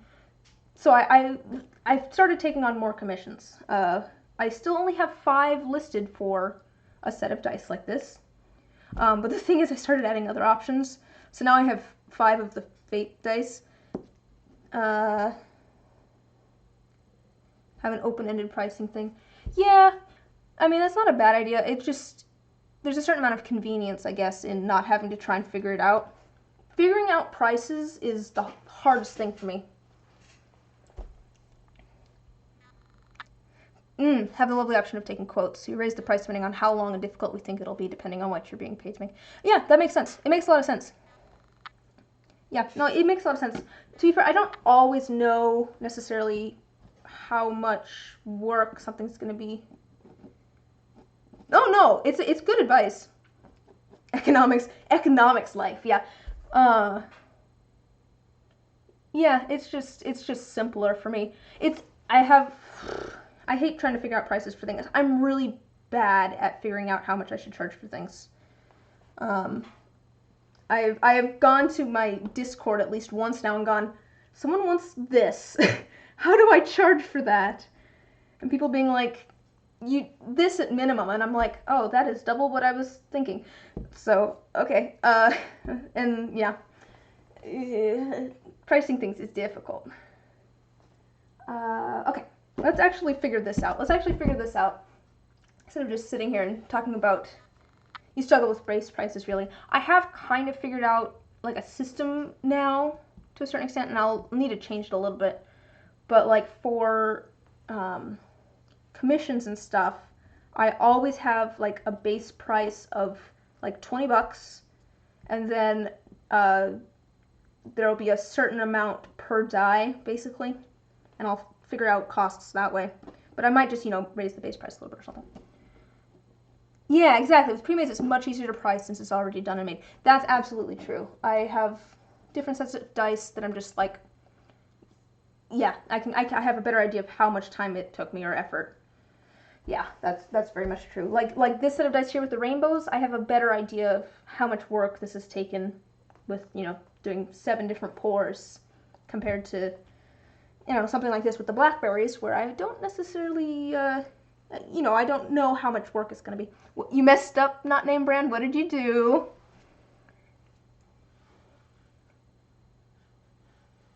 Yeah, that's true. Time thinking about it and designing is important. Yeah, there is time that goes into that. Well, obviously you can tell I showed you guys my thought process on quite a few of these. Only sold one. Oh, you over sanded. Oh. You might be able to sand the faces around it, not name brand, and get the corners sharp again, if that's your issue. I do that sometimes where if you sand one face down and the corners start getting rounded, you can sometimes sand the faces around it and sharpen those back up. If you're doing sharp edge dice, I don't know. But, oof. But let's see. One pre-made so far and was across the world, US to Australia. There's something always that's kind of, oh, okay. What are we making? Just a second. I should figure out what we're making before I continue chatting. Should we do something with some butterflies, maybe? I kind of want to do something cute. Oh, the real kick in the face was free shipping. Yeah. Oh boy. Yeah, the overseas shipping can be quite a bit. To be fair, that is part of the reason that I do things through Etsy too, is just so I don't have to try and figure out that shipping, because that'd be a pain in the butt. I think let's do something, let's try and do something cute. I don't know. No, okay, it was only 28 bucks. Yeah, no, when I do overseas stuff through Etsy, it's probably around there. Oh, your percentile's deformed. Oh no. You heard butterflies, you're sliding in at the speed of light. Well, that's kind of what I was thinking. I was like, let's maybe use up some of the butterflies that I got for your dice so long ago. Because I feel like I have a whole bunch of butterflies, so let's maybe use some of those. I think I want to do something maybe like kind of cute or something. I have these here that have the highest number down. The numbers are past the edge of the corners. Oh no. Oh dear. Can you order just a single die? If it's just the one die, can you get just a replacement for that one?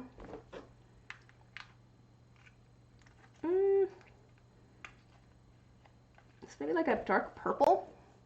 Show you in Discord. Yeah, feel free to send a photo. I don't know if I don't know if I'll check it right now, but I can already tell this is going to make me sad. But sanding is a pain. So let's maybe do some like purple butterflies. Maybe some like iridescent flakes. We do some kind of tealish holographic big chunky glitter, maybe? I don't know. Most of my dice have a theme. I usually have some sort of theme that I work with. Like I said, if anybody has any themes or ideas. Oh, you've been paying $60 just to ship a few states over? Oh no. Yeah, with Etsy, well, to be fair, I don't know. Yours would be more expensive because you're shipping larger items. But yeah, with the small items that I have, it's like $3, I think, usually. It's there. Okay, I'm sorry guys, I'm gonna go look at the Discord.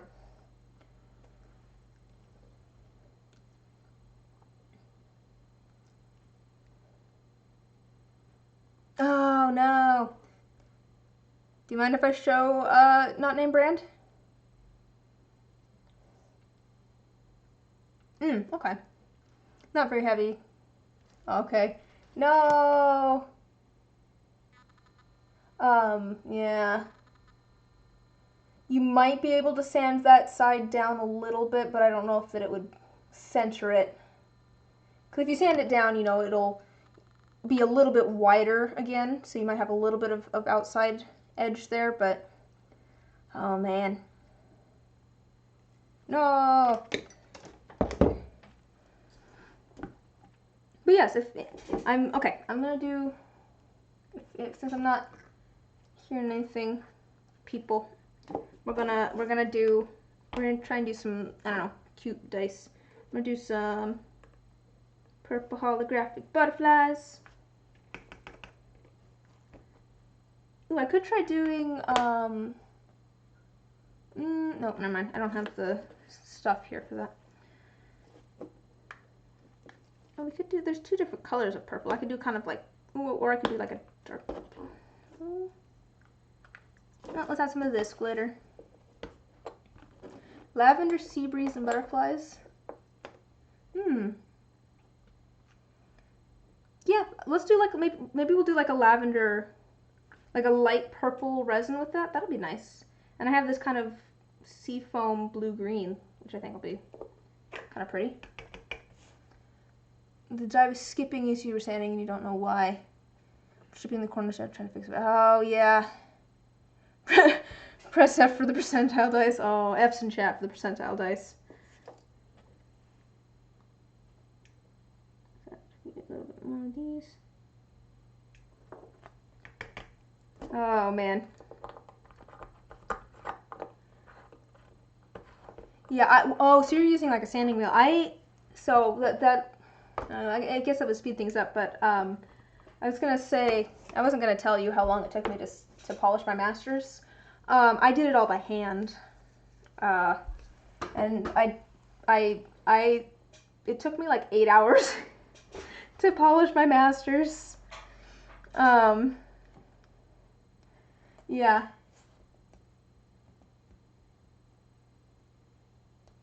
Sewing something on the wrong way by machine. Better hope you have a seam ripper. You just waste both those pieces. Yeah. I feel like that's at least a little bit more undoable, but yeah. Sad. Okay, we're gonna add a little bit of iridescent flakes. Yeah, we'll add a little bit.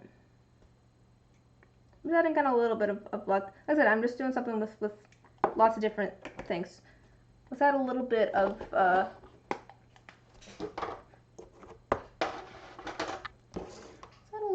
some sort of shimmer to this. Should I do duo red blue or should I do duo blue green?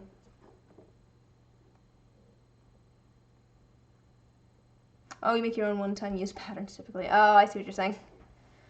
Yeah. I'm slowly setting up a spot for a sewing machine.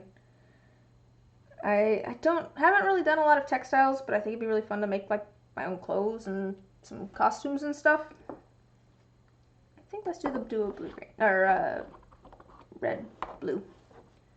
But I have not done a lot of sewing, so I am not super familiar with what works well.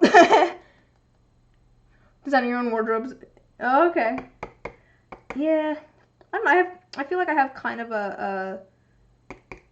well, to be fair, you don't see it all that often when I'm working with resin because I'm kind of wearing clothes that I'm not as worried about. But I do like having a semi-weird wardrobe, so I feel like that'd be fun to add to that. Add a little bit of that. All right, and then we're gonna do like a lavender with it, as per Beta's request. All right, so we're gonna do that, and then probably white. And I think actually that will be a separate thing. We'll do some of that with some clear and put that in, and then those will all kind of sink to the bottom and stuff. Oh, let's add some smaller glitters. Let's add a little bit of, like this blue. An order of Minky so you can make better tongues now. You added pink and blue tongue to 2 orders, and it looks much more lively. Is that a type of fabric? Like I said, I don't know a lot about textiles. Is Minky a type of fabric?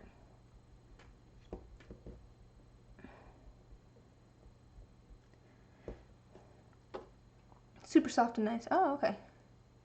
Oh, like plushy material. Ah, okay.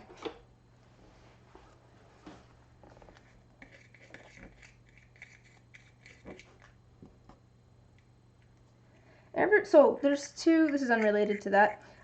There's kind of 2 things that I do sometimes when I'm not sure what I want to do for dice. Because like I said, usually I like having like a theme or something going in.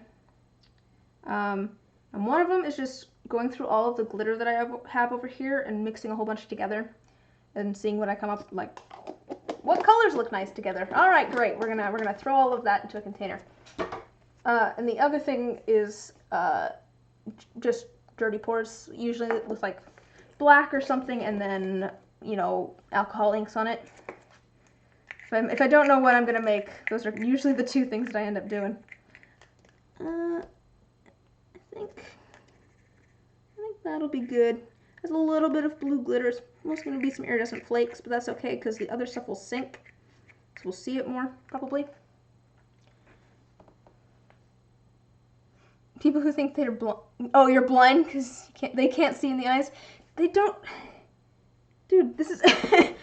You need to understand how light works.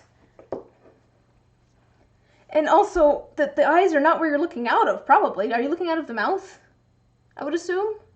Because of how it sits? I don't know. I don't know anything about fursuits. Oh, you do look through the eyes. Okay. Yeah, but you gotta know how light works. The fact that if you have light somewhere and then you have something that's, you know, semi-transparent and it's dark on the other side, you can see from the dark to the light, but not from the light to the dark. If you had giant flashlights in there with your eyes, they could probably see through it. But also you would go blind, which would not be fun.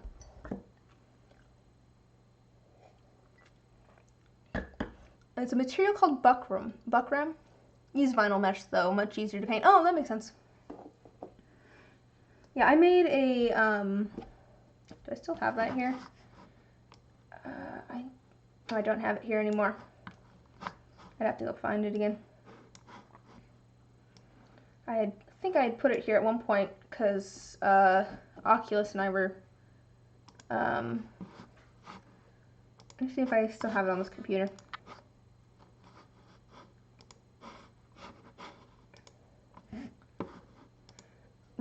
There was a webcomic that we both liked that I had made a costume for a long time ago. Was it on this computer? Yes, it was. Here, I'll show you. There we go. Made this a long while ago. You can see it was not necessarily the best constructed because you can see the like kind of square there where I can actually see out of, but that was yeah, just I think that was just some cotton too, so it wasn't great to look through, but.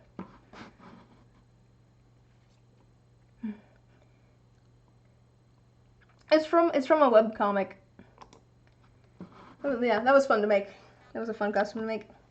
I should pull that back out at some point and actually use it for like a convention or something. I just made it because it was fun, but that'd be fun to wear around a convention or something. Oh, thanks, Oculus. Yeah, that one. Yeah, that one. I'm still really proud of this one. Still really proud of that one. Especially since I made that out of cardboard. I've definitely done a few cosplays out of cardboard. Like the time that, so I went to University of... You love several TV headmasters, but that one is near the top of the list. I mean, fair. I still want more lore. I want more lore. Okay, we've got that, and then we're going to do purple and some white for some lavender, I think. Yeah, that'll be nice. That'll be cute.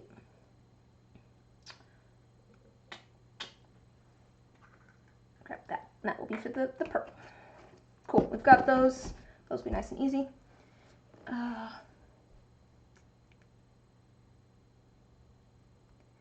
Curlworks mesh on Etsy. That's what you use for eyes. Okay, cool. Okay, I'll write that down. I will forget otherwise. I will probably still forget, but I'll have it written down.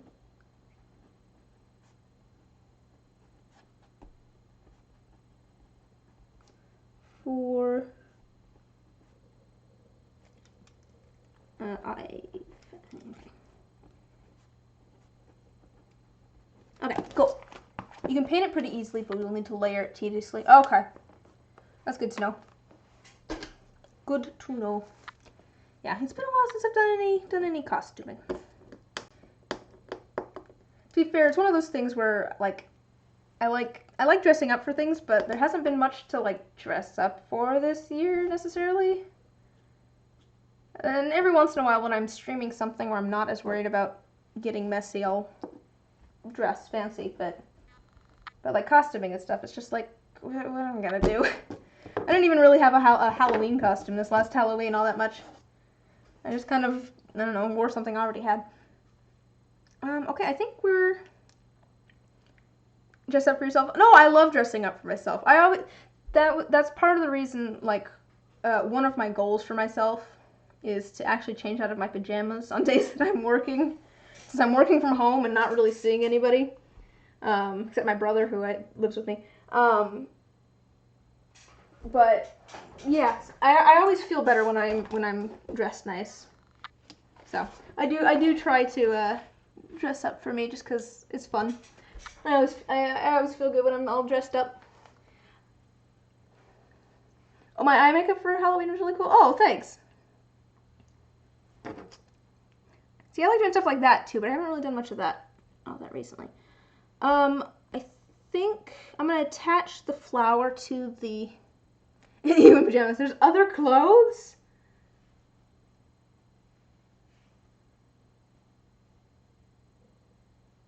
I don't know what a patter is, so... Or what you mean by base necessarily either. Yeah, see, it's cool. I always find it really cool when, like, people have information about something that I know nothing about. So, like, all of this stuff, I'm loving hearing about it. Like, I don't know what any of this stuff is, but I'd love to hear more about it. And it's kind of fun every once in a while because I'll realize that it's like, oh, I have knowledge that people don't know things about. And it's part of the reason that I explain the same things over and over again in like all of my streams when I'm making dice. Here, just let me grab something. I'll explain things over and over again because, you know, I figure if there's new people, they're going to have no idea why I'm doing things that I'm doing. Oh, pattern. Oh, okay. Yes, pattern I know. I wasn't sure if a pattern was a part of the shape. Oh, the base. Foam structure used for that. Okay. See, I didn't know what you meant by base, so that makes sense. What I'm doing here is I've grabbed some UV resin. So I usually, for dice, I use 2-part resin. So there's a part A, well, there's the resin, and then there's a hardener. You mix those together. And then over time, they cure. And this is UV resin. And so it's just one thing, and then it cures with UV light. Oh, bases can look terrifying, especially for real. Oh, I bet. Oh, I bet that's weird. Where did I put my... Where did I put my tweezers? My tweezers are... Where did I put my tweezers? They're hiding from me somewhere. Okay, are they on the table? Oh, they are on the table.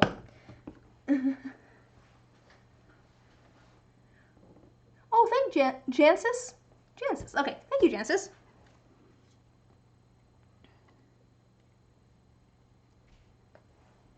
Okay, I'm gonna attach this to here.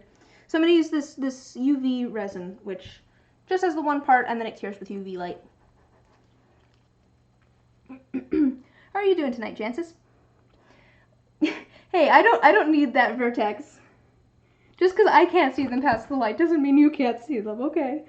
I'm assuming that's why you're face palming over there. I did finally find them by looking at the screen. I hope you know. I really could not see them from the angle that I was at. I have my little handy dandy UV resin tools, which is just a couple of pins. Because usually, one of the main things that I use UV resin for is if I pull a die out of the mold and it has a little tiny, like, air bubble on the surface or gap or something. Oh, it's morning there in Asia. I never know what time it is for people. You've lost sewing needles you were holding before multiple times. Wait till we get to pouring resin. I'll tell my normal story about why I can't talk and pour resin at the same time. Okay, just a second. I might need to order more of this at some point. So it's very, very thick.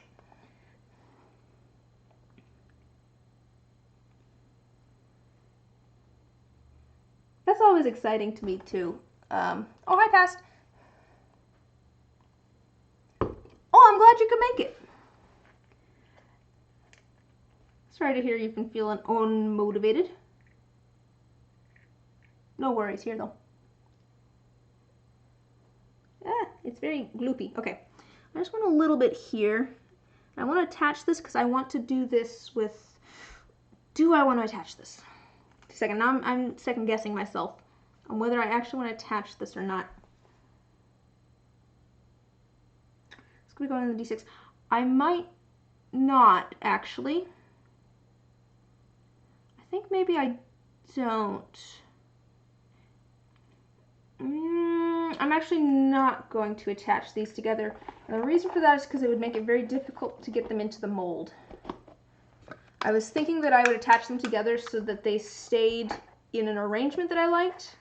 But I think that with how fragile the flour is and everything, it would be too difficult to get it in the mold. Now, here's a question, actually. Let me move these back over here. I'll read that in just a moment. I'm just pulling this out.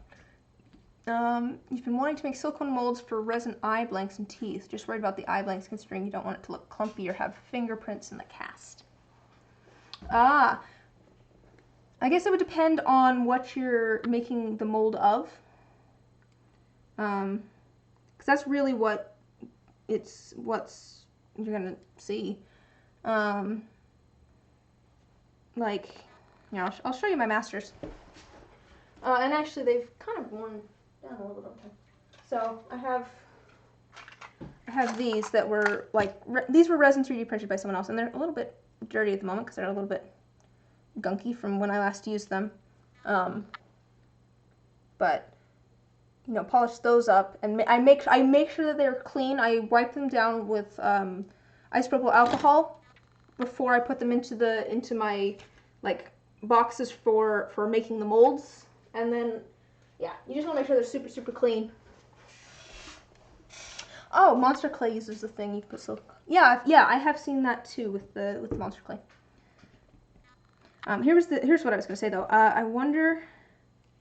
Actually, that might work. I was wondering whether this popsicle would stay up on its own or not, but it looks like it might. It looks like I could probably actually angle it at the angle that I want it at.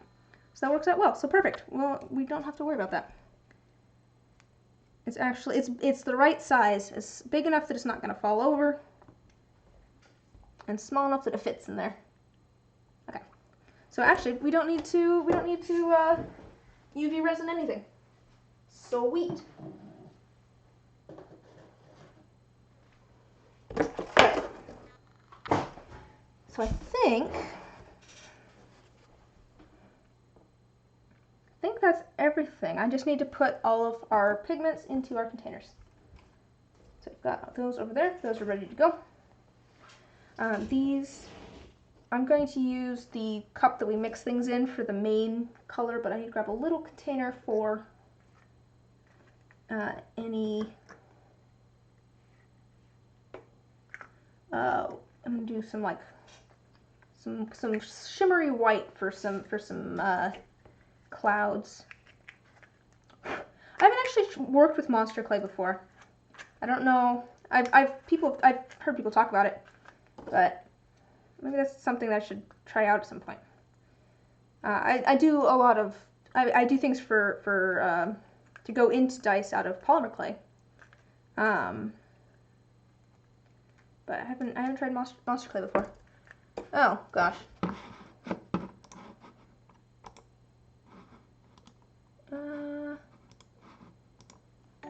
Just a moment here. I need to ban someone. Oh, why are things going so slow? There we go. Let's see. Raptor mask and medium-sized tail. Oh, artistic liberty, which is fun. Taking inspiration from an existing mask, the tail looks very Cheshire Cat. Ooh, that's fun. Mr. Famous is back. Excuse you. I was here the whole time.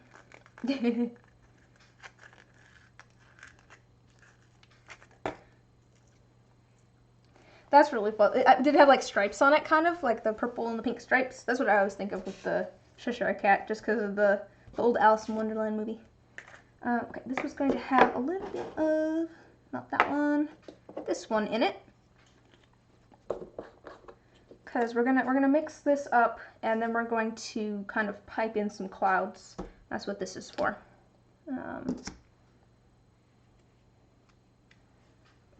Grab a different. Stir stick. Here's a stir stick. I don't think we'll need too much. Top 2/3 of it being blue and hot pink, short pile stripes, and the rest being long black fur. Ooh, that's fun. I like pink and black together. I feel like that's just a fun combo. I also like blue and hot pink together. Just a second. I'll show you that I like blue and hot pink together. So I literally have a whole set in my thing to be sanded. That's hot pink and blue. Whee, hot pink and blue.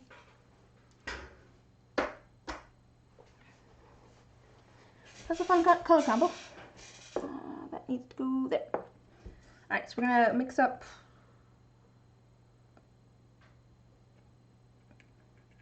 I could use this for both.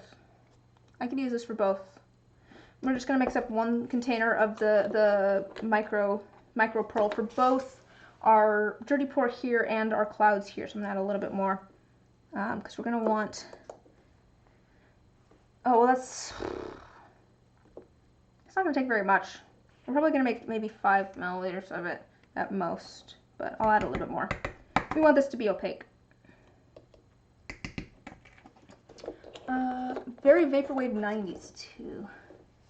The reference you had was white and black with hot pink ears, so you messed around with the design and made it 90s. Oh man, that's fun.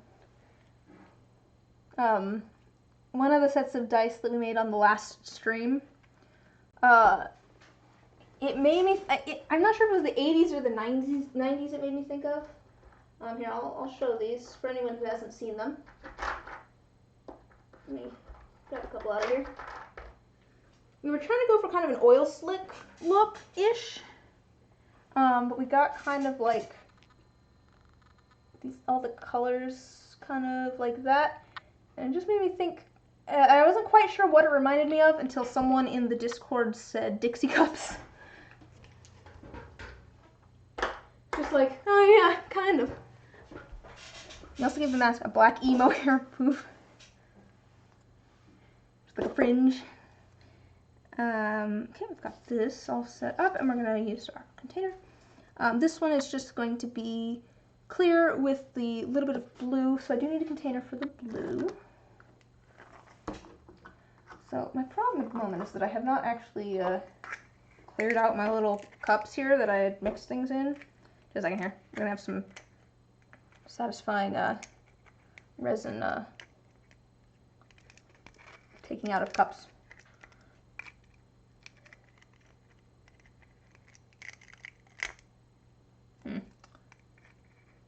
Let me get this good, and then I can.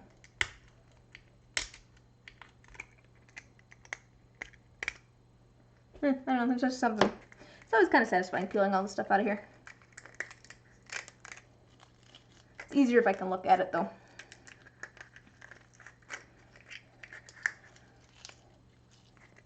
Alright, let me just get, I just want to get all of my powdered pigments into the cups before I pour the resin.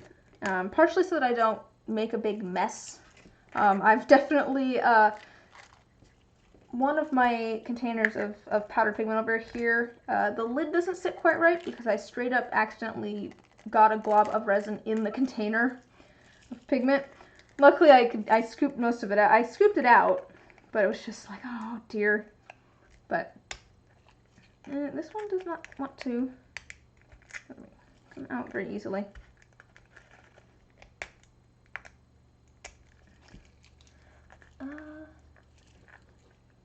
Reference just had a scrap of completely untampered black fur glued onto the head. Okay. One of your biggest pet peeves in the raptor mask suits. You made a poofy sewn version. That sounds like much higher quality. Like, if I was making a costume for myself, I would probably just glue things, which I would, but I don't know. Depending on what it was. If it was something I was planning on wearing a whole bunch, then, you know, it's better to sew things. But, yeah, that sounds much higher quality. Okay, this has, get all the blue out of here that I can. There's a little bit of blue still stuck in here, but it is stuck in here. So, shouldn't be an issue. I'm just going to do a little bit of, oh wait, I don't need that blue. I'm just going to put that onto a thing. I don't need that blue. What am I thinking? I'm a little tired today. I mentioned earlier that I went to go dig some holes for some posts for my parents. And I should have gone to bed a lot earlier than I did last night to go do that. Cat. Oh, man. Oh, I need to take that off. Jancis.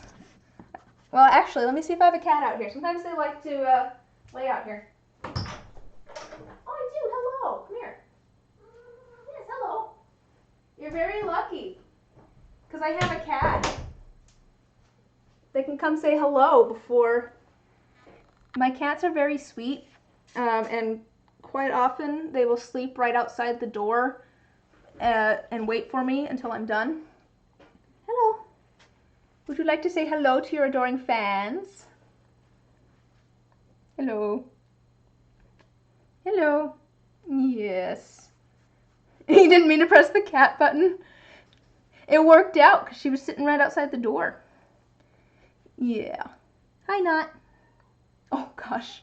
I hear another one. Oh, treats. I don't have treats for kitties here. I forgot to take those. I had those set. I had those set for when I was upstairs last Saturday, and I forgot to take them off. Wait, actually, I have something you would probably like. Probably not good for you. Oh no. No. Yeah, she's trying to eat the buttons on my shirt. There's a treat for kitties. Do you want a chip? Do you want a corn chip? She loves corn chips. Hello. Hey, in place of treats for kitties past, do you want to see a different cat?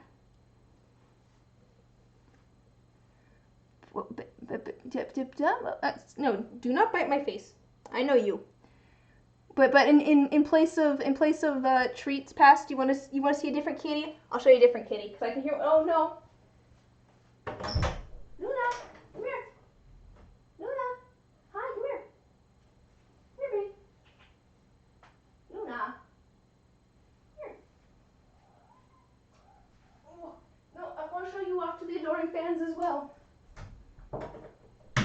you're heavy. Here's the fluffy one that likes to cause problems. Here's Luna. Yeah, she's the fluffy one that likes to cause problems. No, you're not. You're not going up there. Oh, she's beautiful. I love the tuft on her tail. She just has like this one white big puff ball on the end of her tail. She's so fluffy.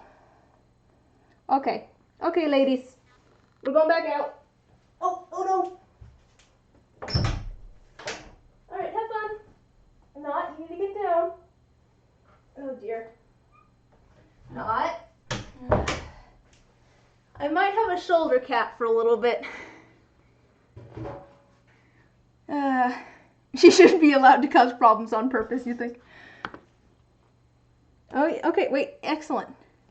Yeah, she's my shoulder cap, but I can grab her now. Sorry, you're going back out, Betty. You're going back out. Okay, bye-bye, have fun. Go play.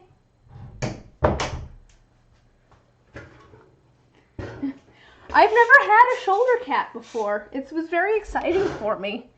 Like, I've seen, like, pictures of people who have cats that just sit on their shoulders. I'm just like, I've never had that. But now I do. Okay, here's our little container. Let's put all of our purple glitters in here. She's not dead. She's in the other room. Stop saying she's dead. Sometimes I can still hear her voice. Okay, we just want to add a little tiny bit of this because we don't actually want that to be the focus of this. I just want a little bit of purple shimmer. That should be plenty.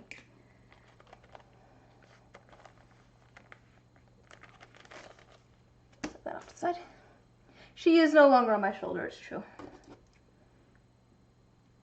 A bit of this kind of dark purple.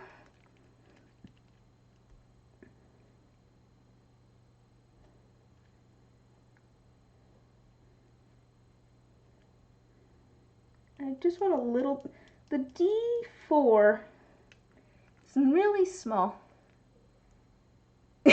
Yeah, I mean same, so I mean valid. Object permanence, is that a sauce? ADHD bitches unite. Yeah, okay, that's fair. Okay, this stuff likes to get all over the place, but let's see if I can grab any of it. It's so pretty though. You kind of don't even need that to focus to see all the pretty colors in there. We're just going to grab a little tiny bit of this and throw it in as well.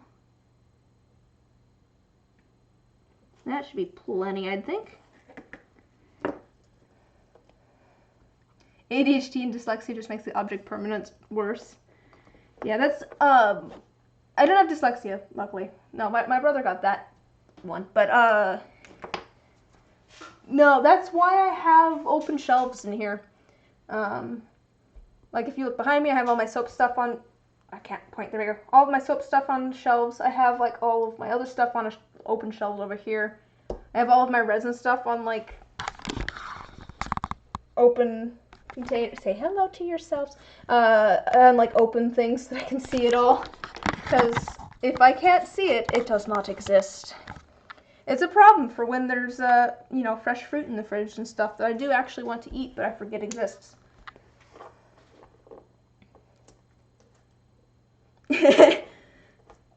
No idea where your fur brush went, but as far as you're concerned, it no longer exists. Well, that's fine then, right? You didn't lose anything, it never existed.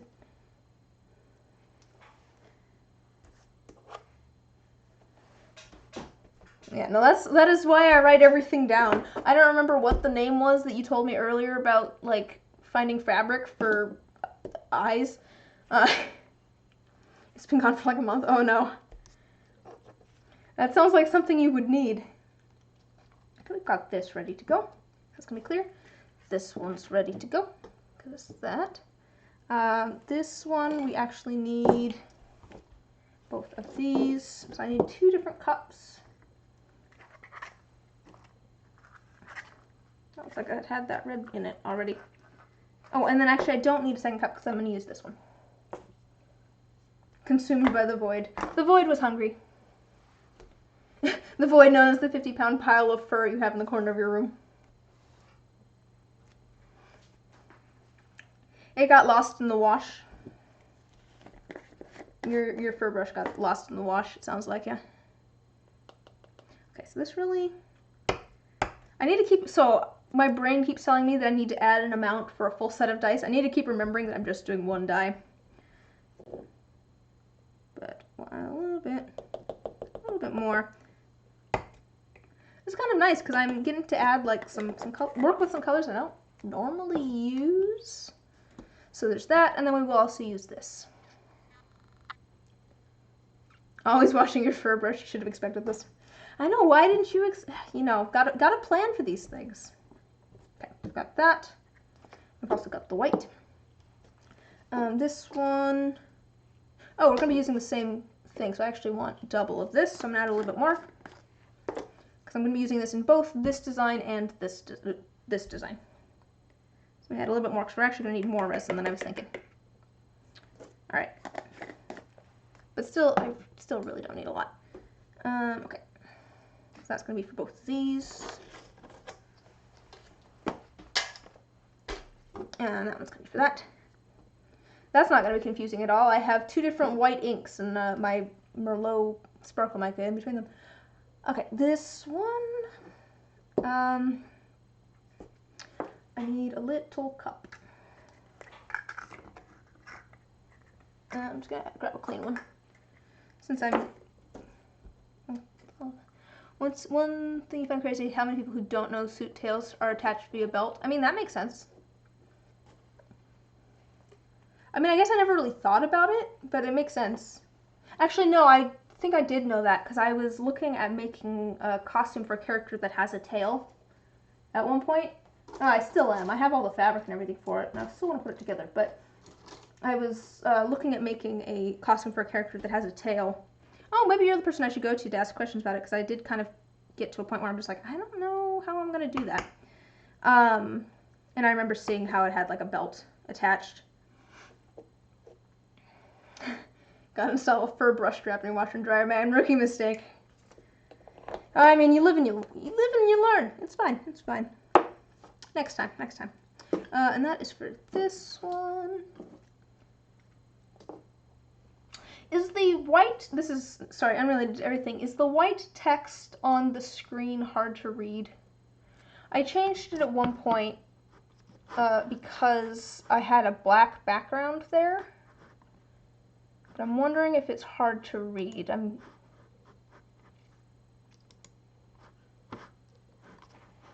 Font settings.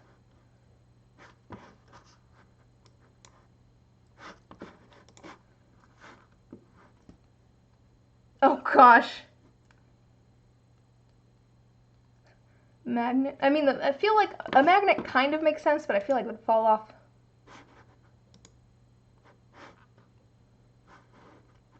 But yeah, is the white hard to read? This is maybe a weird time for me to change that, but...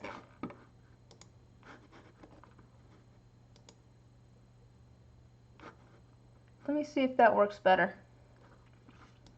We'll see if that works better the next time someone types. Changed it to black, which may be better or worse. We'll see. And then these are our spares. Okay, this one. And we have these. Okay, cool. So the thing that I do actually need to think about that I haven't really yet. There's a lot of these little, like, just pausing moments, I guess. I think the black's harder to read. I'm going back to white. Sorry.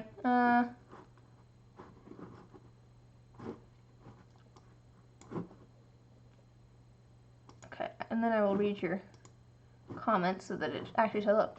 That's the thing. There are funky tails that exist, not just fursuit tails. Could you imagine a floor dragger tail being attached that way? Oh dear.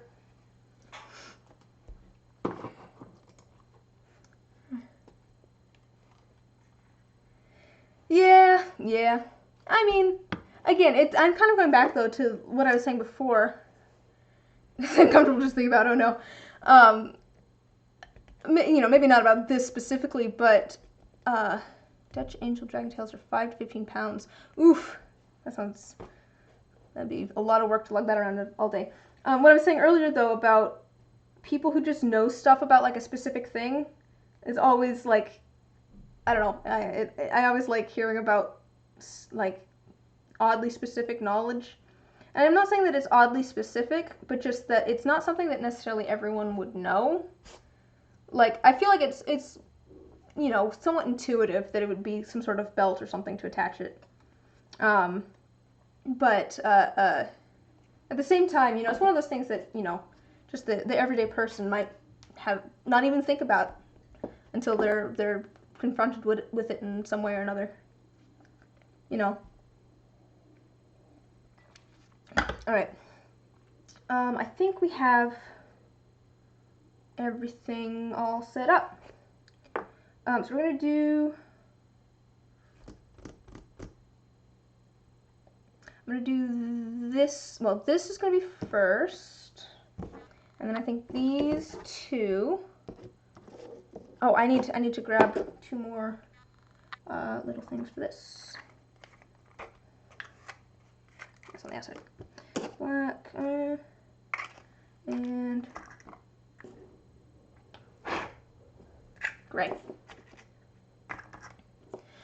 Is that like a 2-tier belt or something? So that it has like I'm guessing here. I don't know what this means. Is that where you would it be like thicker almost or something, or have like two belts to it, so that it would like hold better? Again, I'm guessing because I don't know anything about this.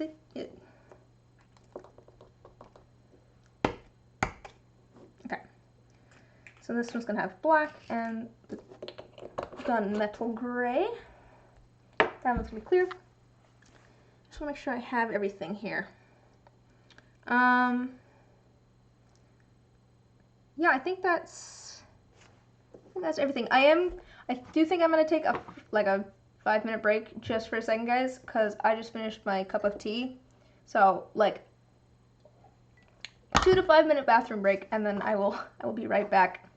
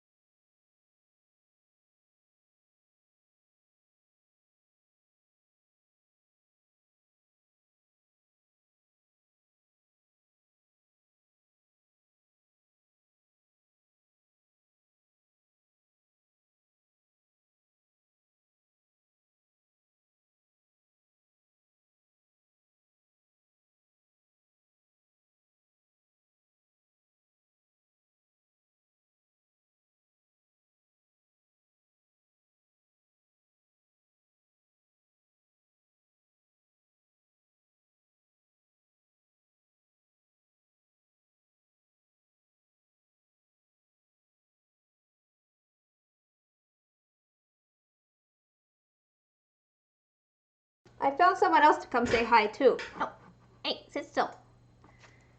I found a third one. Alright. Yes. He's not actually all that happy about being in here. Want to say hi before we pour resin? Yeah. I think I hear another cat outside. I've got 4 cats. Which wasn't really the intention, but I've got 4 of them. Alright. Okay, back out you go. You're not coming in, Luna. Okay, bye-bye. Alright. So we've got everything laid out.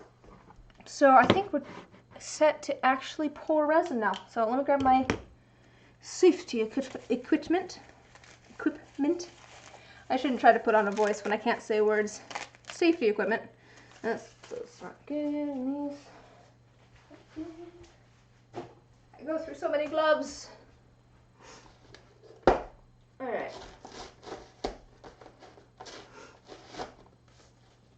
So I am going to sound a little bit muffled for the rest of the stream, just so everybody is aware. Resin does put off, you know, fumes, so it's good to wear a respirator, have good ventilation. I don't really have good ventilation here, but I am going to wear a respirator, just, you know, because fumes. Don't really want to expose myself to those for an extended period of time. So I am going to be, here, you'll hear in just a second, I'm going to be rather muffled. I will try to talk loud, but let's pour some resin. Alright, so we're going to do 100 milliliters of resin. Let me pull those down. Oh, it seems to be a little sticky. Yes, we're going to do 100 milliliters of resin. Each full set of dice takes about 30 milliliters. And I figure we have about 3 sets of dice here, and then I want a little bit of extra just in case. Especially with these things where I'm doing like a little bit, like you end up with like a little bit extra in all of them. It's just good. There's an explicit. Hey, when I first started doing resin, I didn't have a respirator either. And it's not advised, but part of the reason I got one now is that I'm doing this a lot. I figure, like, when I was just doing it every once in a while, I wasn't as worried about an extended period of time exposure to the fumes. One of the things, though, is that, like, and this one's bad also, I didn't wear gloves when I first started using resin either. That one is actually a bad idea, because it does mean that I'm allergic to it now. That's something that can happen. But, yeah, I'm not going to judge. But, you know, if you're going to be using it a lot, you know, it's probably just safer to wear a respirator. Alright. Let's run a little piece of resin there. Okay, I am going to be going quiet for just a second while I pour this, because I can't talk and measure at the same time. And I will tell my age-old story of why after I'm done. So, we'll be back in just a second. Feel free to chat amongst yourselves. Is that going in? Nobody.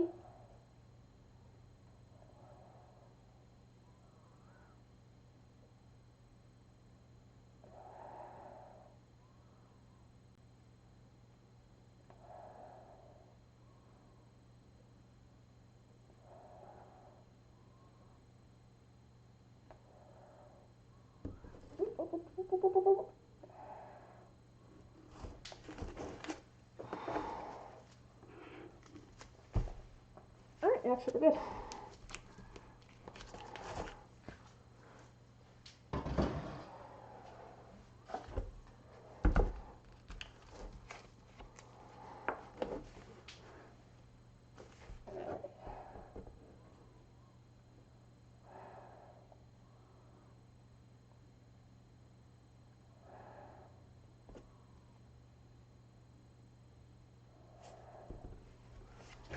Alright. Let's see. Oh, you're bad at paying attention to safety. I mean, I am too, to a certain extent. I guess this is just one of those things where I enjoy doing it. I want to be able to continue doing it. And so I figure I wouldn't be able to continue doing it if it made me super sick or something. Or if I was like super allergic or something, you know.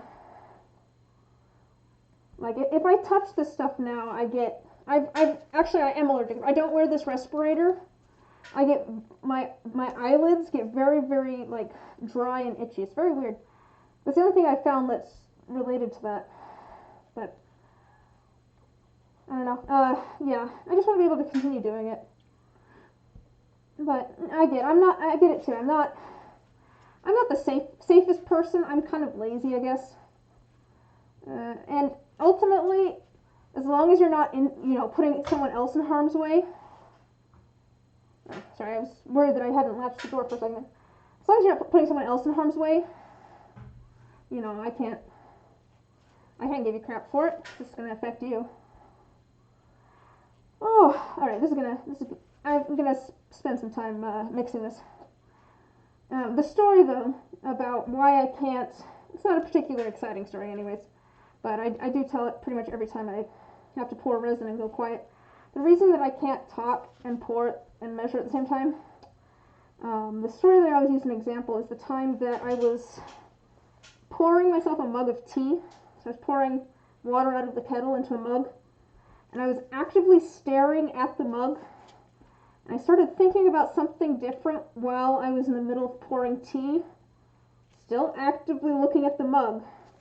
And I completely overfilled the mug and got hot water all over the counter because I forgot that I was pouring it in the middle of pouring it while looking at it. It's just like, it's probably better for everyone if I actually just pay attention to the one thing. Gotta focus on measuring at the moment. If I try to focus on more than one thing, it's not going to work out. I can only think about one thing at once. Ew. This is the problem with letting the cats in here, though. So much cat hair. Oh.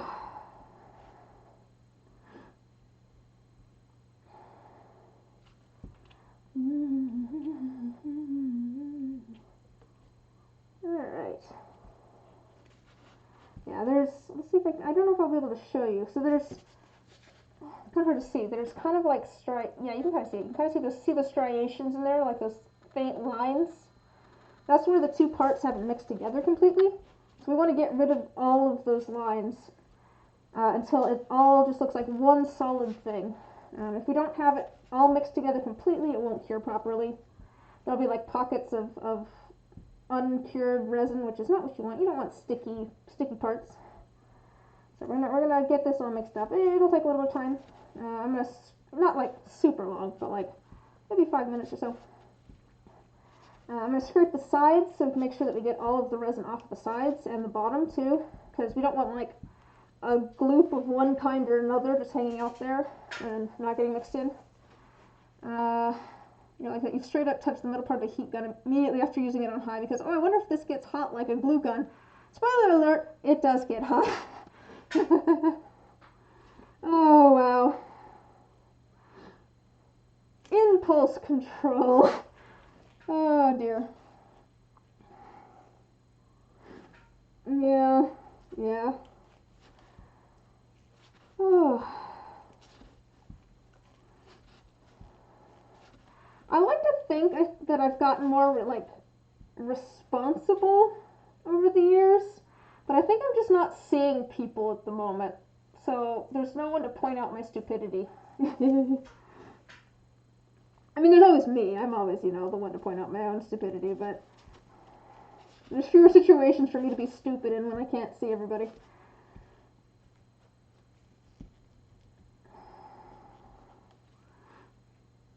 Oh, painting with Kentucky Fried Finger ain't fun. Oh, I bet not. That does not sound fun. Do you do? Oh, well, I guess there's a. It sounds like okay. Your fursuit making.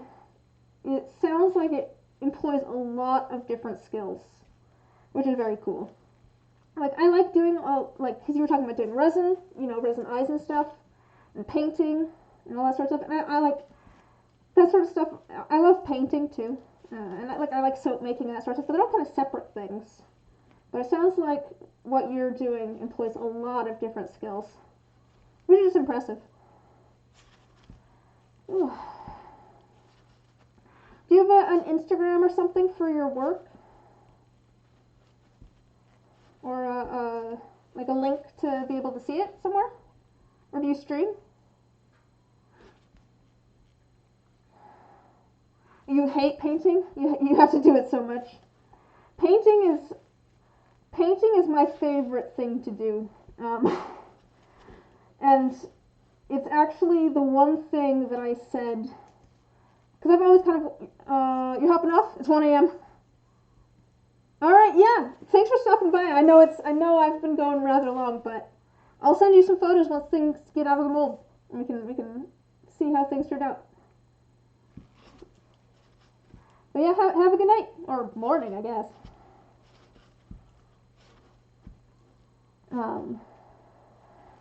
Yeah, but painting. I've always kind of wanted to do, something in the arts for a career. Don't really post your work much, not really sure why. I mean, that's fair. It sounds like you're busy enough as it is that you don't necessarily need to do, marketing. Sounds like you're pretty busy. I mean, yeah, I do a lot of social media stuff, but part of that's just because it's marketing. I like showing off what I've made and stuff because I'm an egomaniac. But you do draw digitally, but painting has to. See, I don't do a lot of the digital drawing. I'll show you the thing that we've worked on stream a couple of times now in a second. I think this is all mixed. I'm going to show you quickly the painting that we've worked on a couple times. It's actually all painted now, but move it off to the side.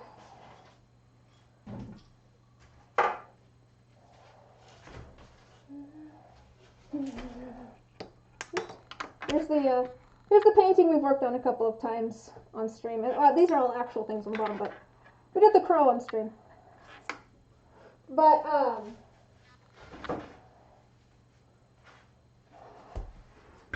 what I was I think this is all mixed. What I was gonna say is, like I said, I've always kind of wanted to do something in the arts for like a career. I never really thought I could, but I always kind of wanted to. But the one thing that I always said that I don't want to make a career is painting, because I love doing it. And like, I love doing this too, but I never wanted painting to be my job. Oh yeah, because they're not going to be furry or anything. Make raptor masks. Oh, 35% painted. Your priorities are strange. What's your favorite thing to make? So you said that you're not, like, to be fair, I don't really enjoy making molds, but I do that, every other week. It doesn't even have to be related to what you're selling is up to. I'm just curious if you have a favorite part or favorite medium or anything like that. Alright, this seems to be all mixed. So, first things first, let's fill this in. Every step sucks, you just like finishing it. I mean, okay, yeah, I can kind of see that.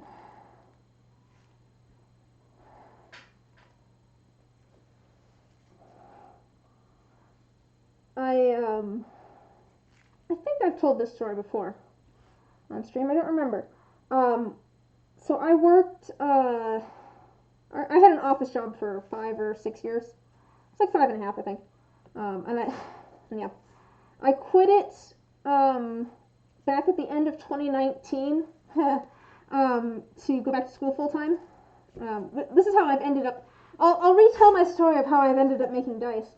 I quit my job back at the end of 2019 so I could go back to school full time because I was like 1 semester away from finishing and I could not get. I was going to school part time and I was working full time, and I was burnt out as all else, but I couldn't get my schedules to line up between work and school. And I've been working for 5 years and I had some financial leeway and stuff, and so I just went back full time. But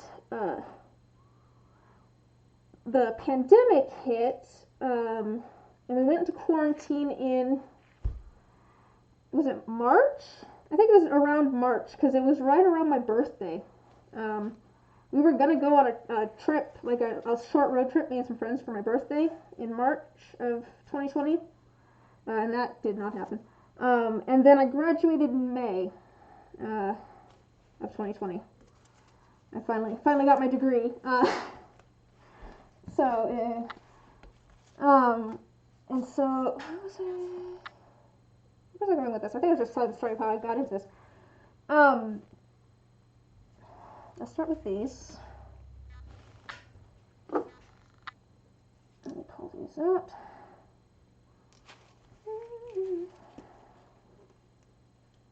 So what I'm going to do here is I want kind of a really, really faint blue swirl. The problem is that this is not all that faint. Let's let that soak in a little bit. So finding work was a little bit weird. Luckily I had, I was very lucky in that I had the option to not work. I had enough saved up and everything, and I was very lucky to not have to work coming right back out of school. And so I didn't. And finding work was a little weird too, just because, I was trying not to see anybody and also still kind of, help my grandparents out some and help my parents out some with stuff. So I wanted to be able to keep in contact with them, so I did not want to be around a lot of people, which I guess ironically I did actually do Uber Eats for quite a while, for a couple months at least. I did actually enjoy Uber Eats. I enjoyed doing that. It made sense with my brain. I like having steps and not having to figure them out. It takes me a long time to figure out steps. But okay, I'm gonna do that. Nope, that's soaked in completely. I want to try and get some blue in here without having it be too dark. There's a little bit of blue. It's hard to tell with this teal here whether it's visible or not. Okay, let me read your thing. Sculpting is tedious. Painting the eyes feels like it takes forever. Patterning takes way too long for being one-time use. Tracing and cutting the patterns aren't fun at all. Shaving is kind of satisfying to watch, but hard to get even. Sewing is hell on my ribs. Gluing the fur takes a long time, and I always mess it up somehow. And selling eyes is tricky. Adding any mods to raptor masks is irritating. In short, I hate making them, but I love making them. There's something satisfying about getting stuff done, too. About having, like, a completed thing. I love having, like, a visual or tangible thing that I've created. I would assume it's a similar sort of feeling for you, where it's just like, maybe the process itself was not fun, but it's satisfying to have finished it. Oh, that's where I was going with this. That's what the story was going to be. I remember what this original story was that I was going to say. Back when I applied to the office job that I had for 5 or 6 years, one of the questions in the interview was, what is your proudest work accomplishment? And the only place that I actually worked was as like a summer intern for them. I didn't really have like a ton of other work experience. Oh, there we go, that's a little bit more blue. And so I was like, oh, okay. And I worked as an intern, and there was one winter break. This was in like high school, middle school, like high school. I was working summers for them. And there's one winter break where I got home from college, and I was like, hey, do you guys need any help? I'm home for a week or two. And they're like, yeah, we have all these boxes in the hallway that we need unboxed. I'm like, okay, cool. And so I spent like a week unboxing all of these boxes out of the hallway. And it seems like such a small sort of accomplishment. But this is kind of what I told them. It was very rewarding to see all of the boxes gone. That's kind of, I guess that actually fits really well. Have the branch in there. Fits in there. And then we can put the flower in there too. I'm going to put this into the clear resin so we can get, hopefully, bubbles out from being trapped before I have to mess around with it in the mold.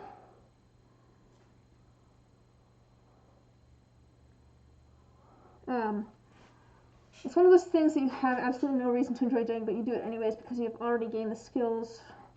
When it used to be thrilling to do. Oh, okay. You've been doing it long enough that the enjoyment of it has faded, sort of. I think that's the other reason that, like, I was saying before, my dad and my grandma are both very artsy people too. They're both, at least my grandma is the kind of person that really enjoys learning how to do different things, but isn't really interested in getting really good at any of them. she is good at them, but she's not interested in like sticking with it as soon as she understands how to do it. To be fair, you know, I'm pretty sure I know where I get my ADHD from, but I can kind of understand that. I guess part of the reason that I'm enjoying Resin is that there's always something new. I can put anything in this, and once there's nothing new to do, this will become boring. But all right, I think I've got most of the big bubbles out. I'm going to try and put this in like this. I want it to get in down all the way. Oh, I think this is actually going to turn out really pretty. Exciting! Let's see if I can show you. I have the branch in there, and then I have the flower on top, which is probably going to try and float a little bit, but we'll put, oh, come on, focus.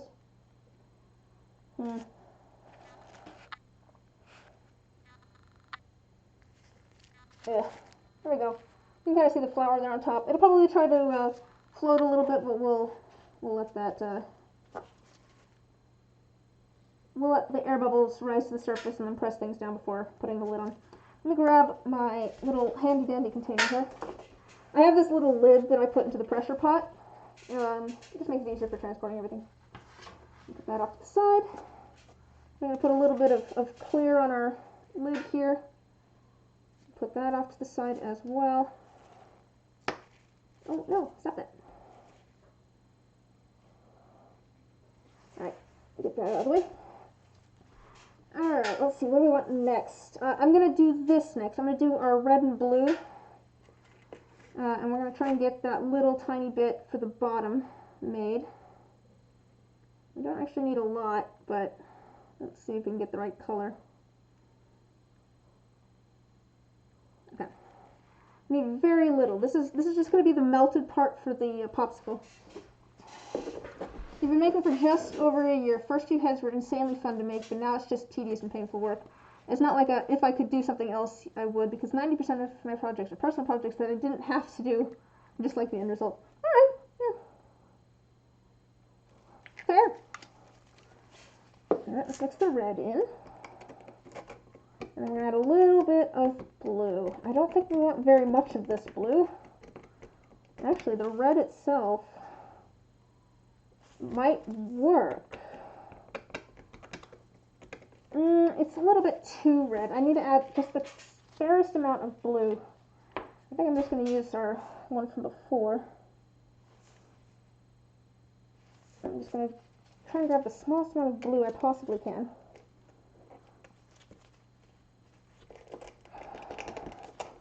So we're kind of trying to make like a more purpley red almost, I guess.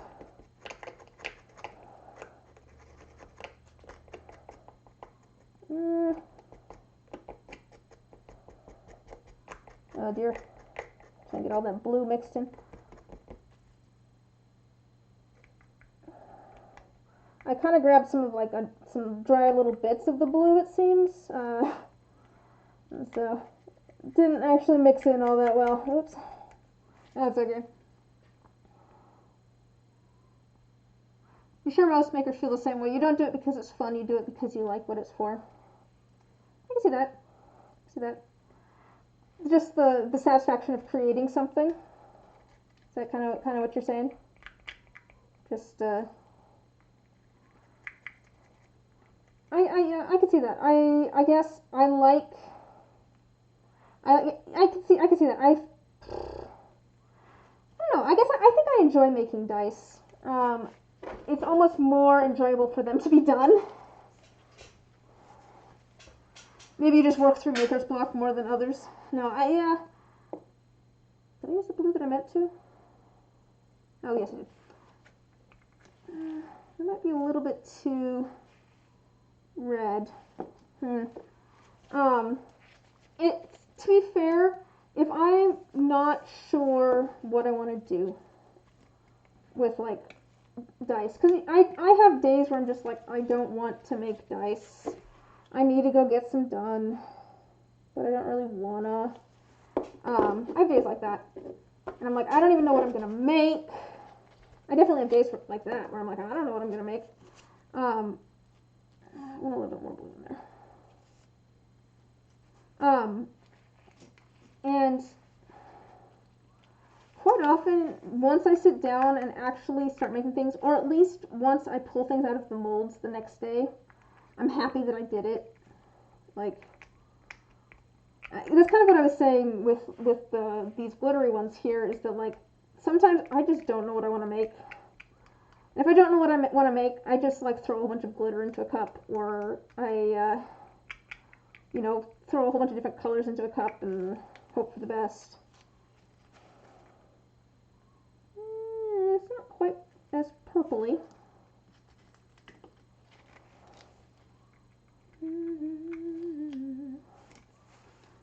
I kind of works. Oops. Add some more blue. I think this is a little bit better. I think it's more of the purple color that I want. There are times when you suddenly have so much inspiration, you'll start and finish a head in a single day, and you love every second of it, but it doesn't usually last long, a couple weeks at most. Yeah, I think everyone's different too. To be fair, I haven't been doing this for a year yet. Maybe I shouldn't say that if people who are buying things from me are hanging out. Yeah, I haven't actually done this for a full year yet. I really started. I mean, I started doing things just for like me and some friends and stuff. When was that? Maybe in July? July or August? It is like longer than I think it is, which sounds kind of weird, but like I always think that it's like I've only been doing this for like 3 months. It's like, no, I've been doing this for,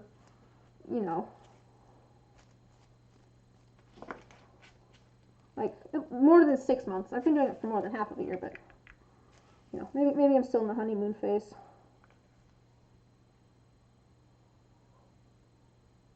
Okay, I just want to put a little bit of this down in the bottom. I want to kind of just have like a layer of this in the bottom, and I'm gonna wait. Because I want a layer of this, and I want it to stay in the bottom, so I'm gonna wait until things are thicker, so that when I add clear resin on top, it doesn't displace it and send it all over the place. I've done that before, and it's a cool effect, but not what I want in this scenario. Alright, make sure it gets into all the corners. Alright, I'm going to let that sit for a minute. And I'll go set our little popsicle over there. And it's going to be a little bit of extra resin. We'll set that off to the side for now. Alrighty, so we're going to use this for both of these. Oh, I need a cup for that. So this is going to be used for both. We're probably going to actually do a little bit more of this one.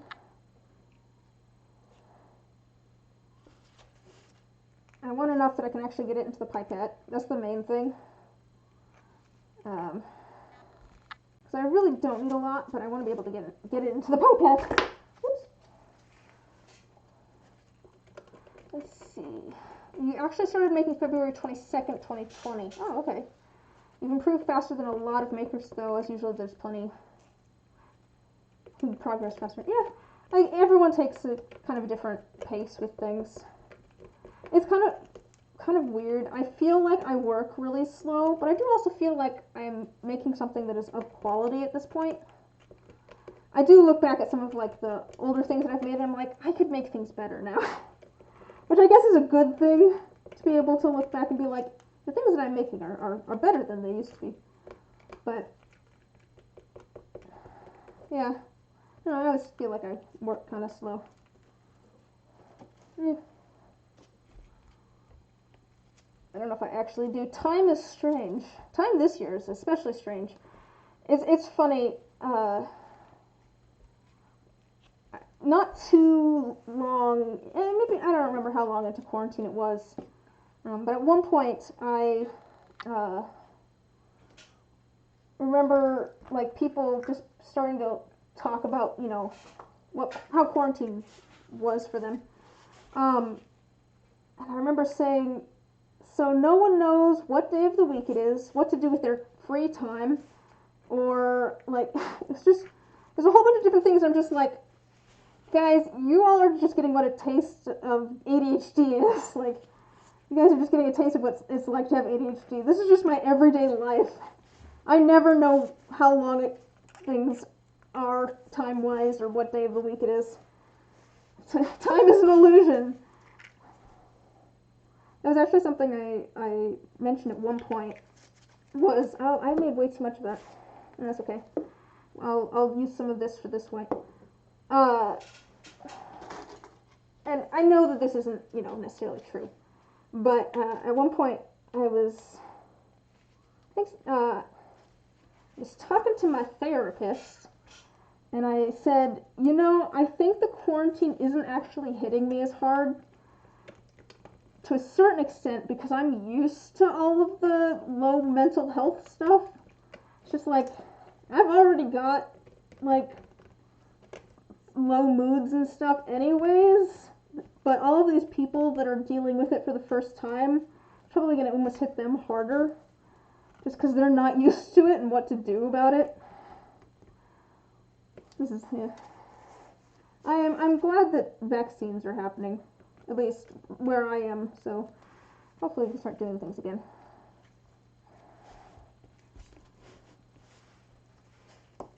I'm gonna fill this up.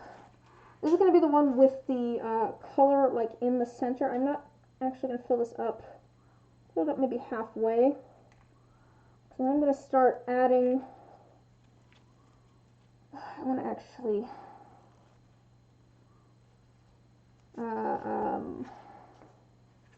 ADHD mixed with depression sucks. It's like you always want to look for something new to enjoy yourself, but it's never actually fun. You don't see the point in playing if you aren't entertained immediately. So it's I mean, you're telling me. To be fair, I got diagnosed with depression before I got diagnosed with ADHD. So you're preaching to the choir a little bit there. Luckily, the meds that I'm on help a lot. Luckily, I can actually enjoy things now. I actually want a little bit of that left, so I'm gonna pour some of this into here.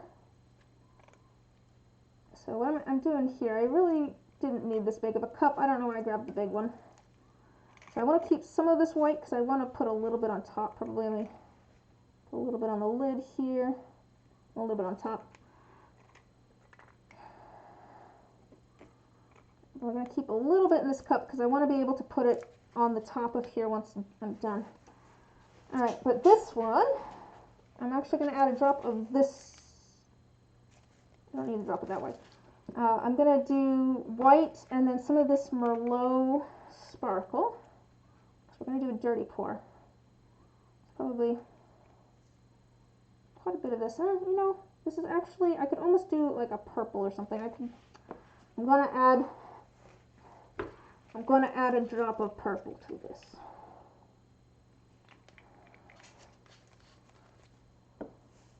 Not on medication, so it's just running in circles, but sometimes you find something you don't ever focus on. I mean, it's not for everybody, but at least for me it helped a lot. Yeah, that's better with the purple in it. I think I could use a little bit more purple, actually. Oh. But yeah, it's a bit like chasing your own tail, to a certain extent. Like you can't focus on anything, and then nothing is actually interesting to focus on. You just end up not focusing on anything, yeah.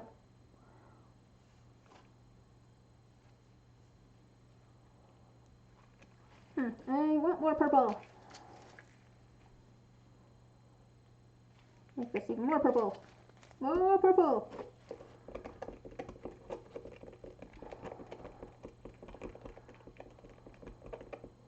There we go. That's a little bit more blackberry-ish. I think it'll work with kind of this other maroonish red and stuff too. But I like it a little bit more purple. Okay. So we've got this here. We've got our white and our purple, and then I'm going to do a drop of this white on top. Yeah. There's good days and there's bad days. I'm kind of lucky to be at a point where I recognize some of the things that are going to cause me to have good days and bad days. Like I've realized at this point that if I don't get enough sleep, like the night before, I'm going to have a bad day. If I forget to eat, which is quite often, you know, that can affect my mood a lot. Okay, so I'm going to try and swirl things together. I don't know if I like this color now. It's almost too red. So we'll see. It might not be purple enough in the end. It almost ended up too red, I think. I'll probably end up repouring this. I don't know if I like that color. I think it'll be nice with the slightly more purple. Yeah, I never remember to eat either. Luckily, I'm not in charge of food in my house. My brother's the one that cooks. Because he likes cooking. I don't really enjoy cooking.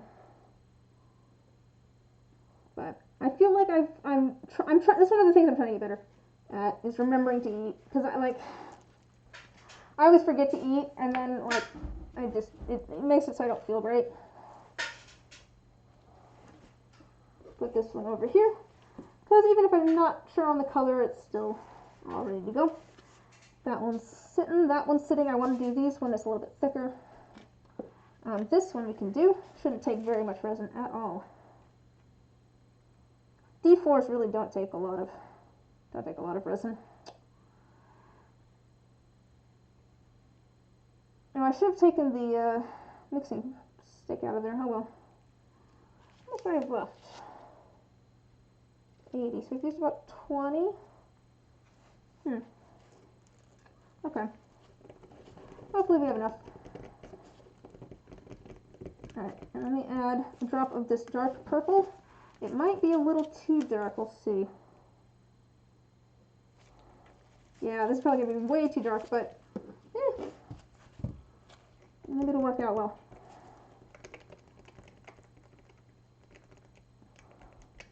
I do like this purple. It's very pretty. Let's see if I can show you the shimmer in here. Because actually I really like that combination of glitter too. Let's see if I can... Kind of hard to see. I feel like I can never quite show the glitter all that well on here.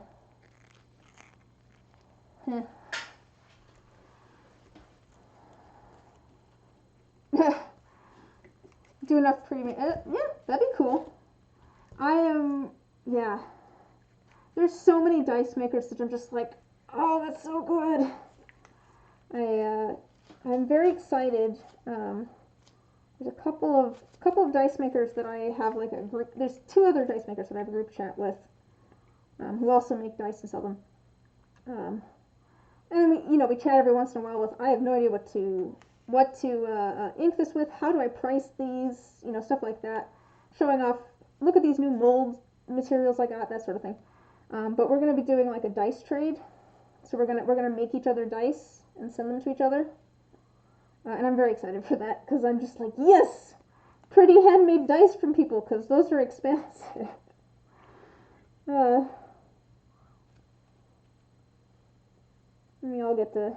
get pretty new dice, but,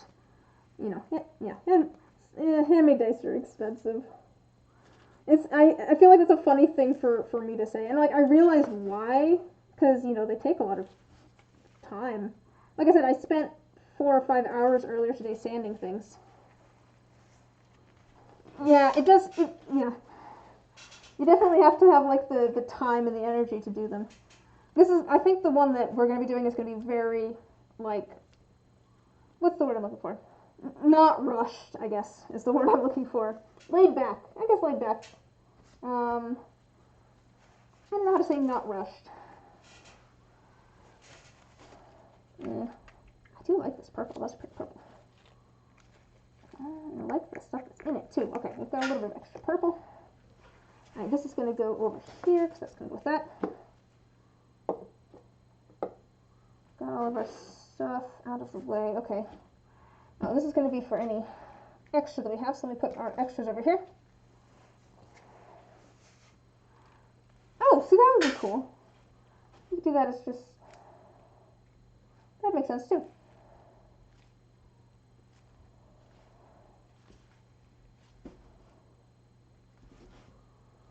it sounds like they take a lot of like time and energy to make, so you know I can understand not doing that yet. Okay, I want to do about 10 milliliters, not quite 10, probably about 7.5. Not even that necessarily.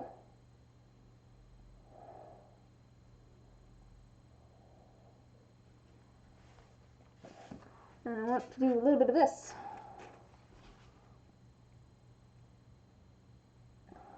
That's plenty of that. This is for a commission right here that I needed to get done. I'm hoping that this works out. This is a set that it's just kind of been it's not been working out for me so far. Can I make a raptor? The raptors are cool. Like that, it's cool. It sounds like you kind of specialize in those almost, because it sounds like you do a lot of them. Oh, they're worth a fair bit. I'm assuming. Do you mean raptor like the dinosaur, or is this a different style type thing?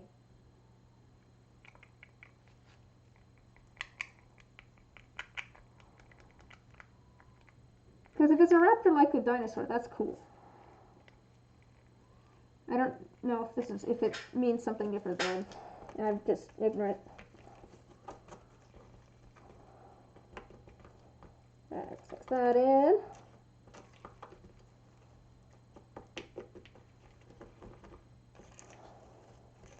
Alright, so I want that. I might want that a little tiny bit darker. I'm trying to kind of match this up with the dye that I have over here. Oh yeah, the dinosaur. Okay. Oh, okay, okay, I know what you're talking about.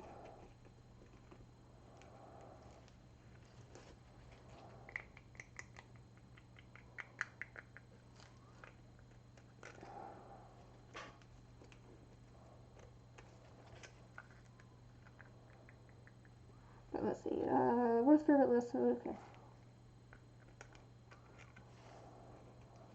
That'd be fun though, yeah. To be fair, like, dice trays is not something that I had really thought about. I had thought about it before, but it wasn't something that I was necessarily felt like I was going to be comfortable doing. Simply because, you know, I didn't necessarily feel like I was to a point where I would make something that was of equal quality to other people. I guess that sounds bad too, but I don't know. I guess I've gotten to a point where, you know, looking at other people's dice, on the one hand, you know, I can see where I could improve and stuff, and I see people's dice and I'm just like, that is brilliant, that's beautiful, stuff like that. And then on the other hand, I've looked at some dice and I'm just like, I think what I'm making is actually quality. I think this is of like equal quality to this other person's stuff. Like, I'd be comfortable trading with them and not feel like what's the word I'm looking for? Shorted, I guess, them. Because I hate to do that. Oh, I do have a Discord. Here.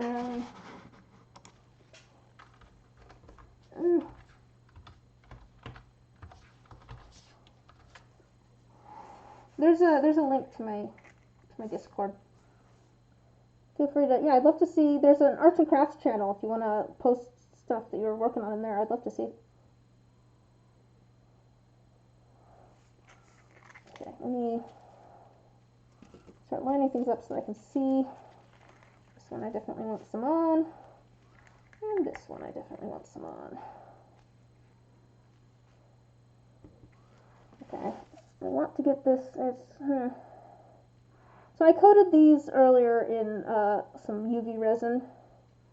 I did this on the last stream too because I was trying to get these done, and it took forever, so I just did it before this.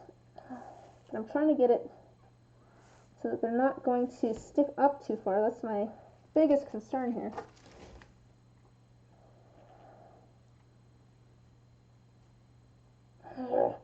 Stop it.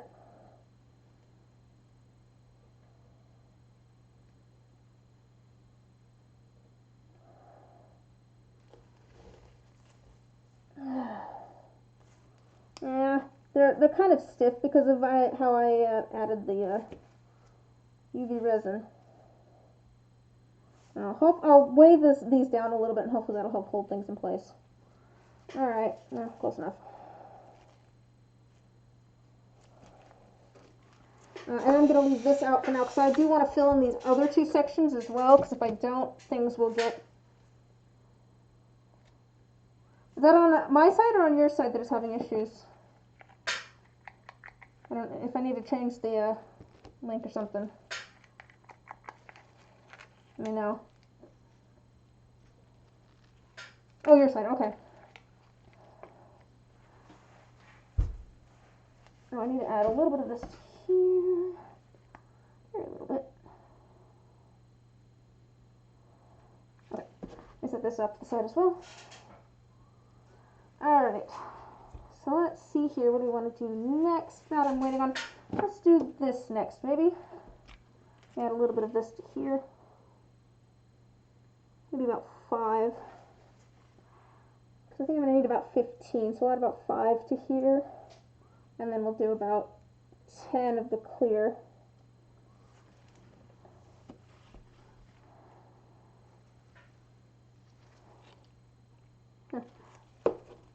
Alright, so this is going to be kind of an opaque pearly white, and this is what's going to get kind of made into clouds on the inside of these dice.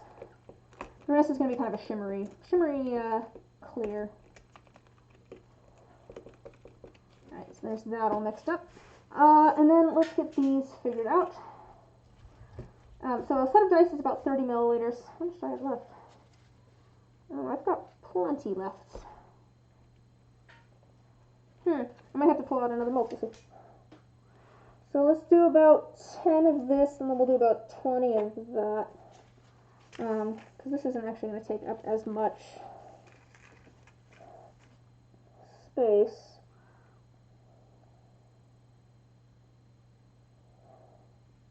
This is the stuff with all the glitter in it, and most of the glitter is going to fall down to the bottom of the mold. That's why I have the highest number on the bottom in these, is because most of the like big glitter and stuff is going to fall down to the bottom. And this is the one that has some blue glitter and some purple butterflies, some iridescent flakes, and then we're going to make the rest like a nice lavender color.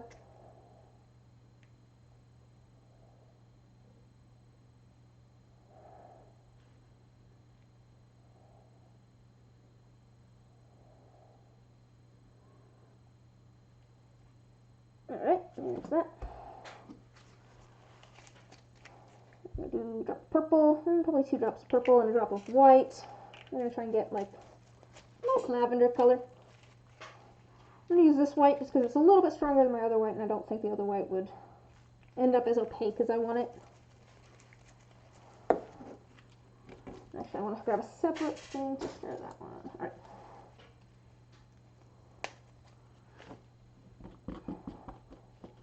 So this purple, it looks really muted here. This is something I've noticed with this purple. It's a really, really bright, vibrant purple, and it looks lovely, but not when it's in the resin like this. It only really gets nice and vibrant after it's cured. So I just kind of want to get it to the not opacity, but value, hue, shade, that's the word I'm looking for. The shade that I want it is probably not going to look the right color yet. Not until it's cured. Yeah, I don't know why. It looks so much brighter after it's cured. It looks very murky for some reason. Well, it's like this. I have one more drop of white. You've sensed it in the Discord? Alright. Give me just a second. Let me stir up this this resin and we can take a look. There we go. I think that's about right. Nice light purple. Like I said, looks very muted right now, but it'll be a lot, brighter and purple-ish once it's cured. Hopefully. Alright. Oh, I had to hard quit out of Discord for it to get fixed.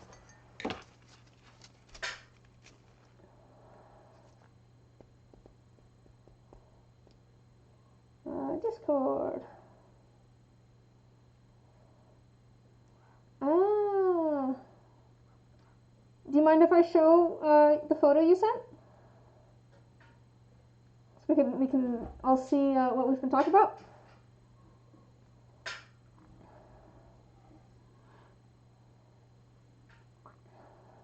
Yeah, sure. Okay. Here's what Vertex makes. It'll focus. Okay, so you're like customizing a mask that already exists, and then creating the other pieces. That's cool. It doesn't really want to focus. Let's kind of focus. Cool. All right, let me set that away so I don't get too much resin on my phone. Oh! Hopefully I don't get too much resin on my phone. All right. All right, let's see. What is going to be best to do next? How much of this do I have left? 40. It's probably going to take about 50, oh no, 10. So I could do a whole another set, possibly. I'm going to need to do those. That's going to be another 10. I think I could do another set of fate dice. So let's, I'm actually going to do this separately because I'm going to need about 10, I think. Yeah.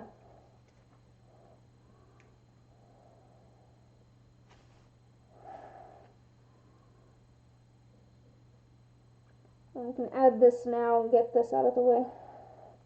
Not exactly the most precise way to measure things, just say. Alright. So we're going to do that, and we want a little bit of our macro pearl for this.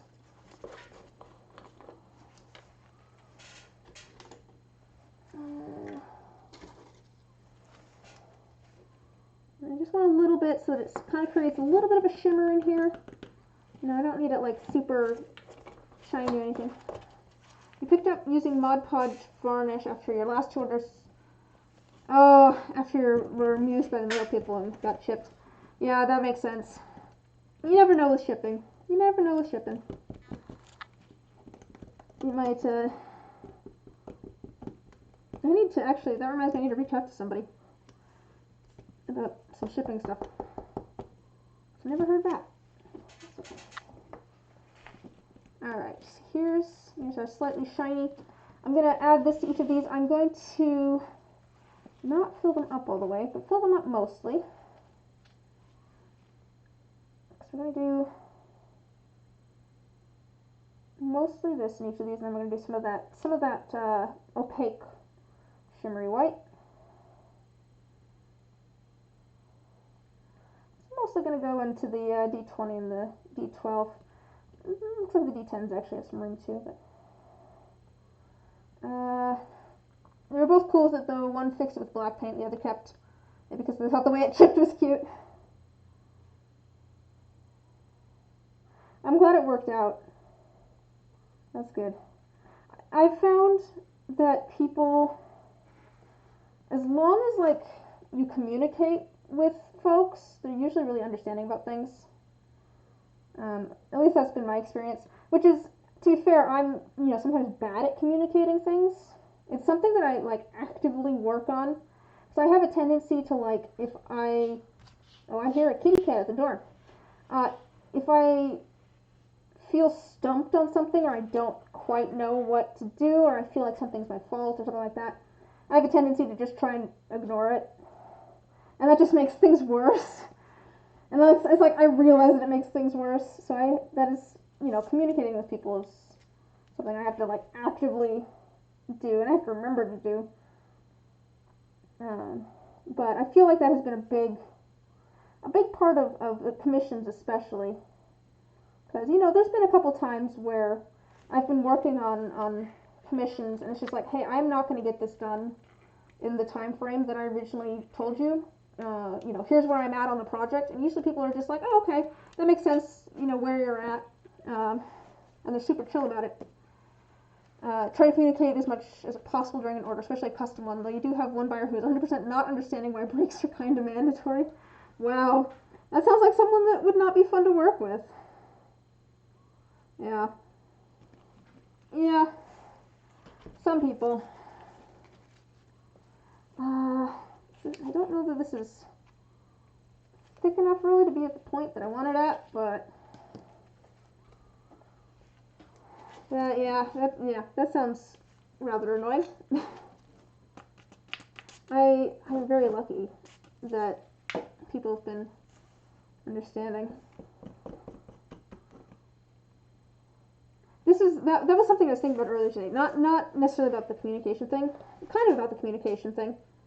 Like, obviously I stream, and I try to do people's commissions on stream at some point, and like send them a message and say, hey, I'm gonna be working on your things, this day, this time.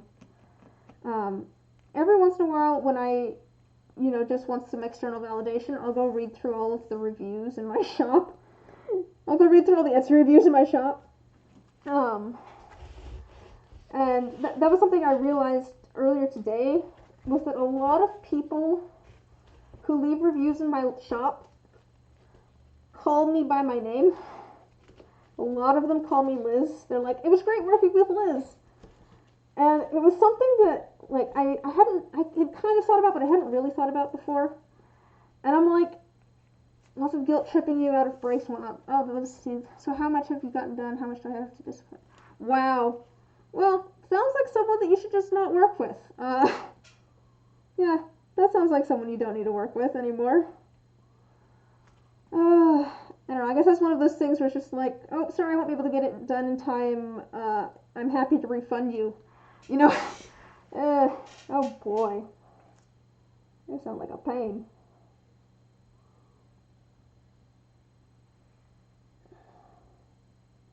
I'm lucky I haven't had any of those. No one that's been super pushy. Like, I've definitely been around people like that. Like, I worked like tech support, like I said, for 5 or 6 years.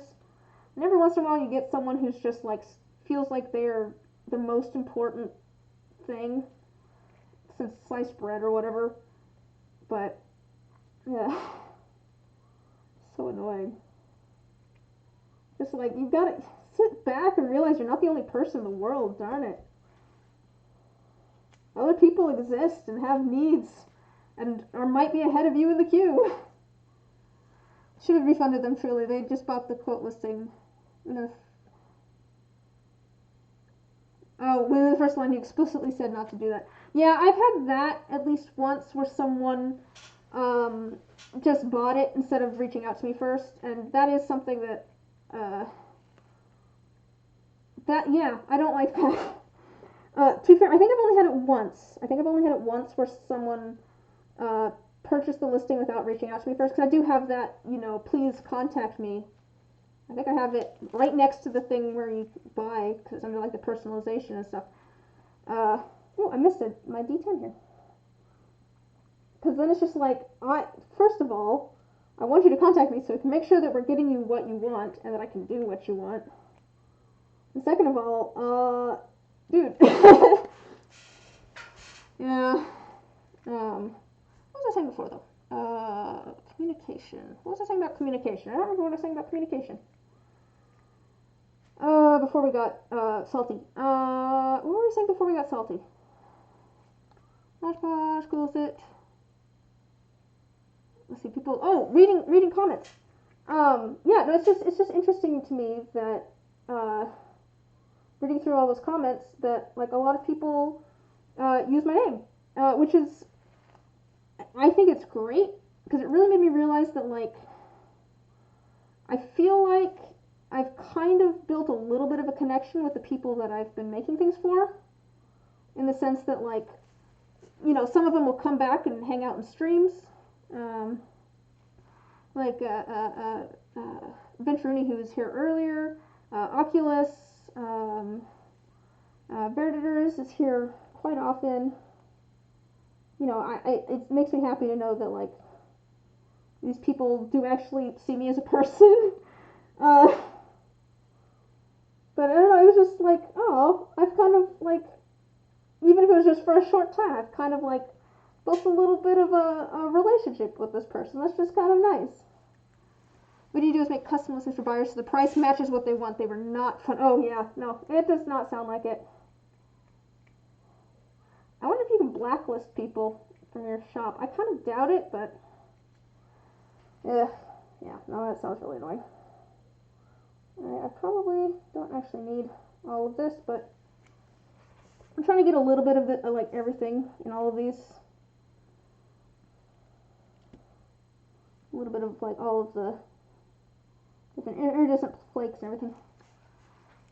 Yeah, that makes sense though. Yeah, reach out to, and then you can figure out prices and everything for what people want. At least with mine, like I do only have like 3 different tiers that I've set up, so that I don't have to try and figure out prices for everything. Because I'm bad at that.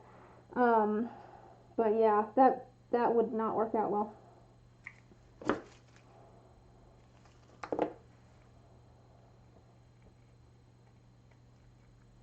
I think we'll call that good. I think this is, we're going to add this in. I'm kind of waiting for things to, I don't like that that feels warm. That's not what I want. Resin does heat up as it starts curing, but mine doesn't usually. Like it's not usually enough for me to notice it, so it's a little bit weird to me that I can notice it. I feel like that's not a good sign, but maybe that's just me. What was I saying? Very pushy when you're on breaks. They're breathing down your neck. The moment you have an update, they vanish. Is that what a Karen is? I think you had a Karen experience, yes. I think that sounds exactly like, yeah. I think that is the what people usually, to be fair, I do know a very nice Karen. I do want to point that out there. Not like a Karen, but someone who's named Karen. Lovely lady named Karen. But yes, I think that is that does sound like the stereotypical Karen.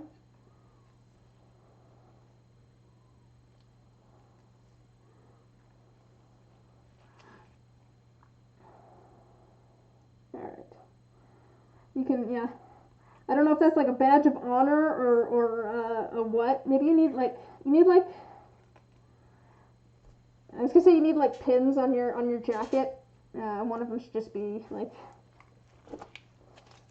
I survived a Karen and all I got was this silly pin or something like that.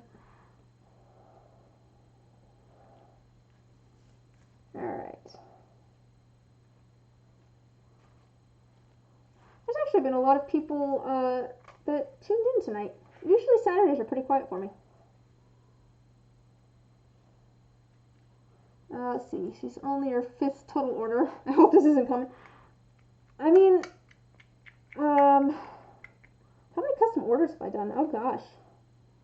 I've done quite a few custom orders at this point, and I've only had like one where they ordered beforehand, and I haven't really had, but to be fair, you're in a slightly different market than I am, so I don't know what yours is going to be like in comparison.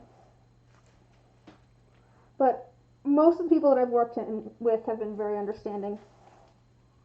But like I said, I don't know how things will vary because you do have a slightly different demographic. Well, not necessarily a different demographic. There's probably a fairly large overlap between D&D players and furries, but or scalies, I don't know. But I don't know. Most of the people that I've worked with have been very, very nice and very understanding. If I and I have had people too where they will message me like after a little bit and be like, "Hey, just wanted to check in on where that's at." And usually I will try to be like give them the benefit of the doubt. I feel like that's important too, to a certain extent, and just be like, "Oh, hey, I'm working on someone else who's ahead of you in the line," or I plan to work on it tomorrow. You know, just give them a little bit of an update, even if I haven't gotten anything done yet. I did that fairly recently. I had someone message me and be like, "Hey, where are things at?" And I'm like, you know, in my brain, I'm just like, I haven't started. But, you know, I just messaged them back and said, "Hey, I've got a couple other people ahead of you. I plan on working on your stuff tomorrow, and I'll send you some photos." Oh, you've only had one that wasn't for that. Weird. I mean, I guess you're not necessarily reaching your target demographic, because, you know, it sounds like, anyways, because, like, kids like dressing up, and they don't really care, you know, what it's is.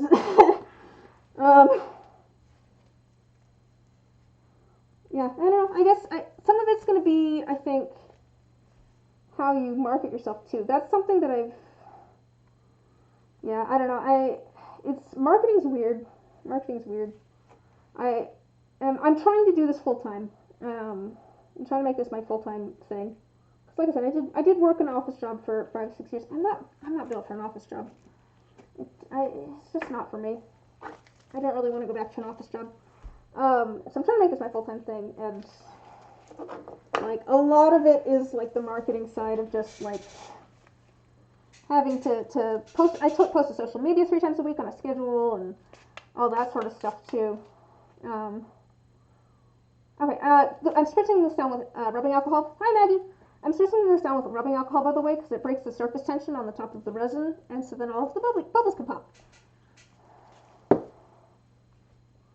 But I mean, if you're the social media though. Yeah, Raptor masks is much cheaper, but you're shocked no one else. Yeah, it is kind of weird. It's kind of weird, but kids like dressing up. Stretch. Oh, I appreciate that, Maggie, because I have forgotten to do that, especially since I was digging holes earlier today, and I'm somewhat sore. Luckily, I'm not my brother who threw out his back, but stretching is always good. It's a good reminder for everybody else who's watching, too. If they haven't stretched in a while, you know, just maybe stand up for a second, move your arms around, move your legs around a little bit, twist and shout. Oh. Ooh. So these are pretty much done. Your legs are sore for absolutely no reason.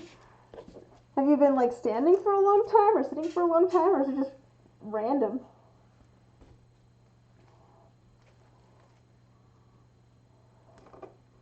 Like I can tell that my arms are sore, but I know why they're sore. It's because I was digging holes earlier today. I'm setting these over in a tray over here, just like this. And that way I can put them into the pressure pot easily. These are going to go into a, they just happen to, okay, that's fair. They were super shaky for no reason. My hands were super shaky for no reason earlier. It was weird. I don't know why. Yeah, it's weird.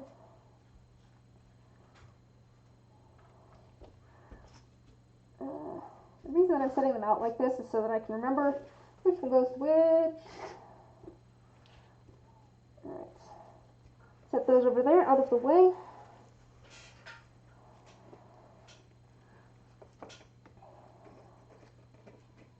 Alright, let me set these over there. Alright, I think we're probably almost, okay, I'm going to add a little bit of this too. There's cat hair everywhere, but that's normal. And add a little bit of this to all of my lids here, and I'm going to be filling these with some clouds in just a moment.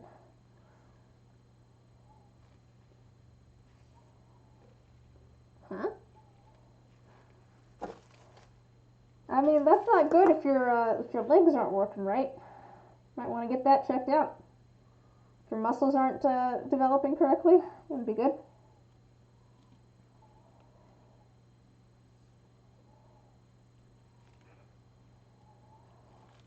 Oops, there's more cat hair. Always more cat hair. Get that out of the way. Alright. I think this is thick enough now that we can do this. Yeah, that's thicker. Alright. They just didn't want to work earlier. I mean, okay, alright, yeah. I'm going to try this with the clouds first. This is a very, like, pearlescent kind of resin.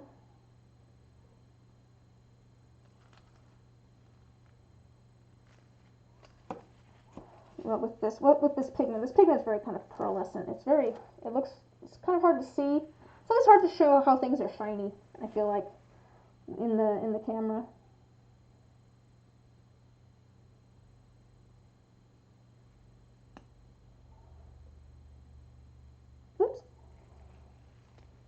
lot of air in there, I guess. That's okay.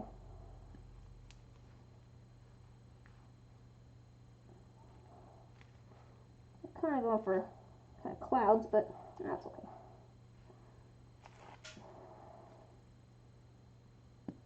Oops.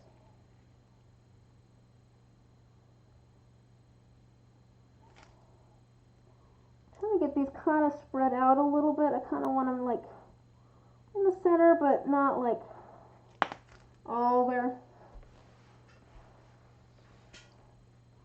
You just want to make a ton. I mean, would it hurt anything to make a ton? You know, get them done now, and then you don't have to get them done later. Is there any downside to making a bunch? The fewer you have to make later, right?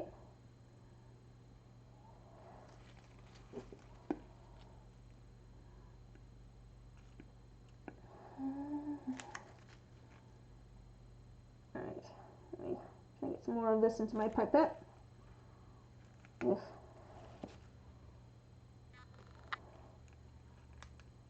Yeah, it's definitely getting thicker. Oh, you have to size them, okay. Yeah, just a second here. Whoops.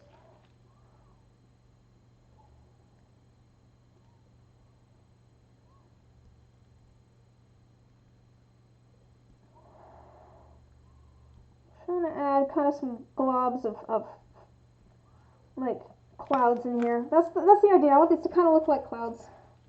Plus it likes to slide.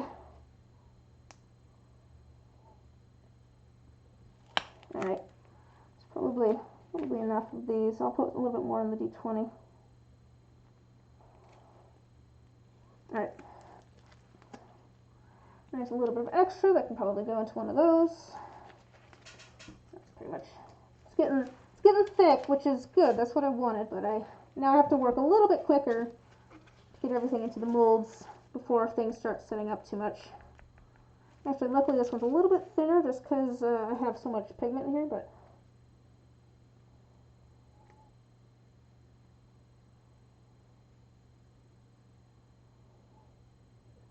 trying to get the pigment in there, not air. I don't want air in there.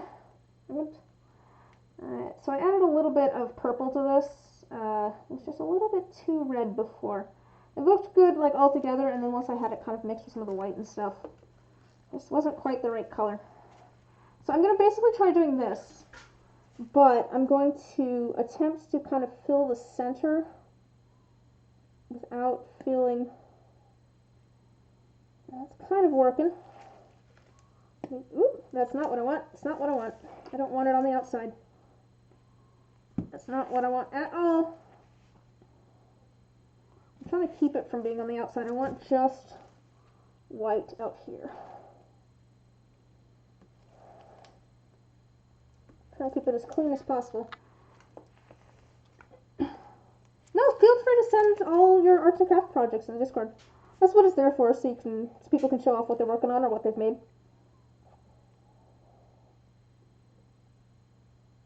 I might not look at it right this second because I'm on a little bit of a time crunch with these, but alright, so I've added kind of that purple in the center, which is what I wanted.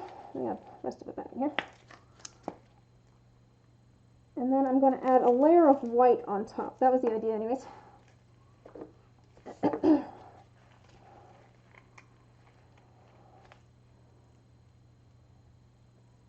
Alright. We'll see how this turns out. We'll see if it was too opaque or anything, but it might be good. Some of this is, some of these are kind of experiments. See if I can get things to work how I want them to, but there's a little bit of extra of these. This one I want some clear. I actually want my rag first of all. So I can wipe off my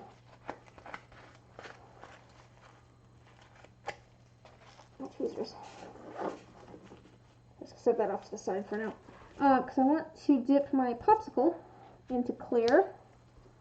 So, again, I want to make sure there's no like bubbles trapped, because there's kind of some bubbles trapped here. I don't want those bubbles trapped there. Oops, I dropped it.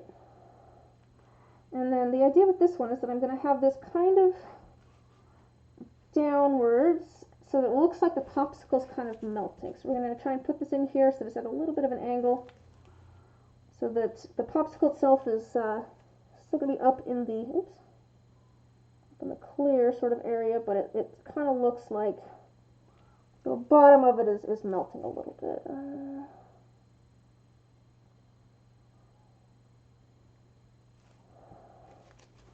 Alright. And then I'm gonna, actually I probably want a pipette for this.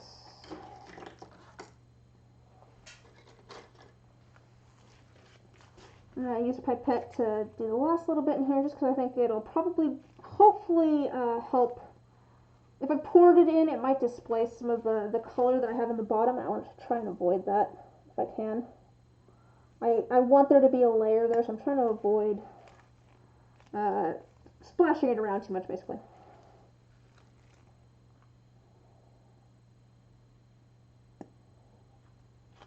Alright, let's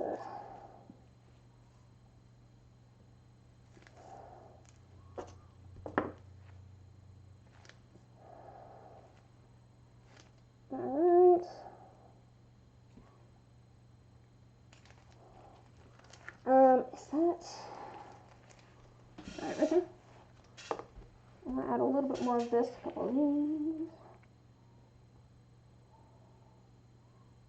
Yeah, this is getting mighty thick, so it's getting thick enough that there's some C's in there, like some extra C's. You said that like I said, I'm probably not gonna look at that right this second, just because I'm trying to get these done in a time frame. Yeah. How much do I have left? Probably enough for that. Alright. Those are done. And I do kind of overfill these a little bit. You know, have a little bit of a dome of resin. Once I put them in the pressure pot, I'm going to push all those, press all those. Oh, okay. Yeah, I'll take a look at the end of the stream at the very least. All of the air bubbles in there will get pressed down until they're so small that you can't even see them. That's the idea anyways. And I need enough resin to fill in all that space. So that's why I add a little bit extra. And I add a little extra to the lids so that we don't get air trapped between the two. I probably could use a little bit more extra over here, but that's not going to happen. Let's see if we have...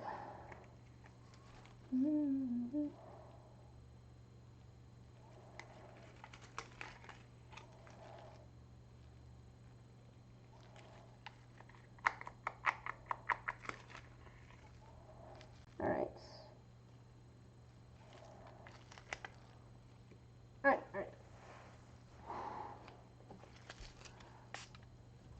Spritz everything down again. I want to get all those bubbles popped and everything. And then I have these over here, which was spare. This is an extra D4 and a keychain. And I use these when I have like some extra resin and stuff left over from a commission. I'll try and use any extra I may have. This is like a little bonus thing. I just kind of use these as dump molds.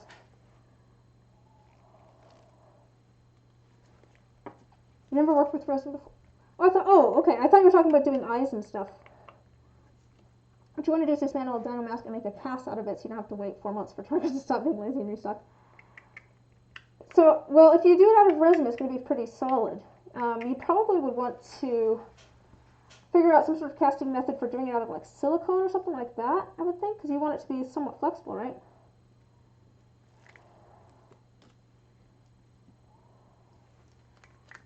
I think we'll add all of this to the die. Because, I mean, resin's like a harder plastic. Silicone is what like these molds are made out of, but it's also used for like prosthetics and stuff. And it's kind of malleable. I guess I don't quite know what you're... I assumed it was the kind of malleable masks that you were talking about.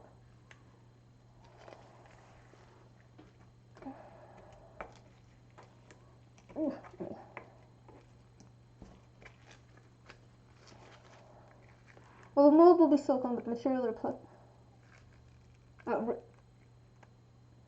I'm assuming you mean that. Okay, the masks will be made out of resin. Dude, if you need to go to bed, go to bed.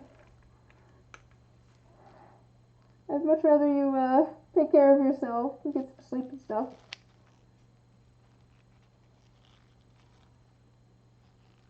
What time is it? It's like 10:30 for me. I'm see.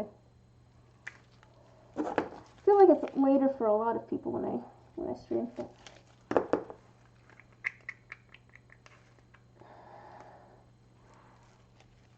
You're fine. Usually up till 3 to 4. Oh, okay. This is just when you start being dumb. Yeah. I mean, I guess I'm usually up until like 2. I can't really talk. Okay, I'm gonna use this.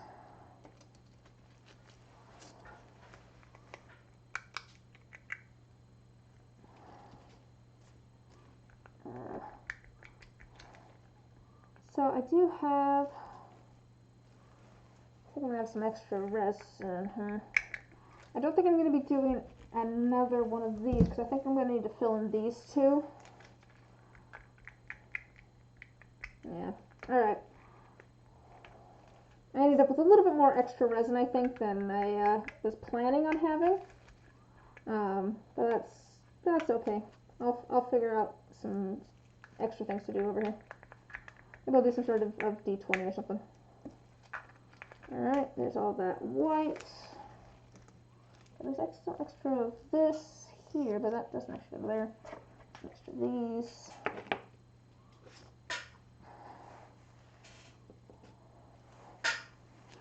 In the Blackberries, you go to sleep at 8 a.m., but your brain shuts off at midnight on a good day. Oh, see, I feel like it just takes me forever to wake up, and then usually I'm awake for the day. I don't know, I'm a night owl. Your jaw joints are similar to how door hinges work. Sound good on paper till you realize that's not your jaw. Not how your jaw moves. You got a new job recently, didn't you, Beta? I remember you mentioning that. How's it treating you?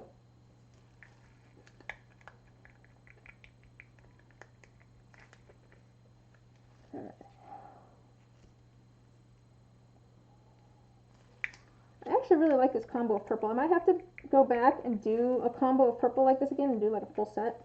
This is what I'm saying about how I get ideas for things from doing commissions. It's like, oh, this combo of purple is kind of nice.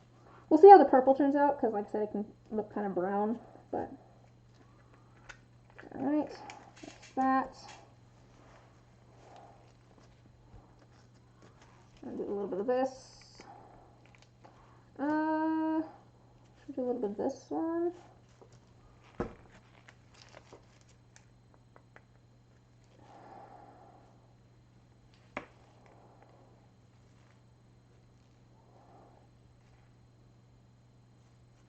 Like I said, I just kind of do these as dump molds.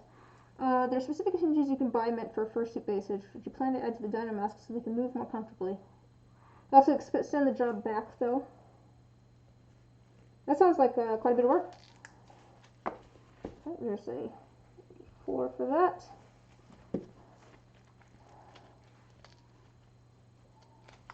I'll put this in first for this section.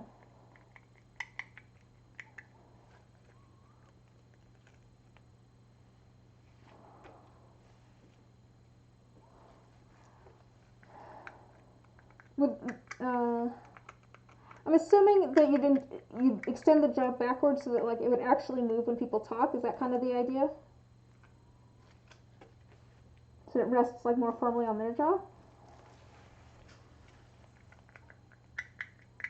Or is it just so that you have enough space to actually add the hinges?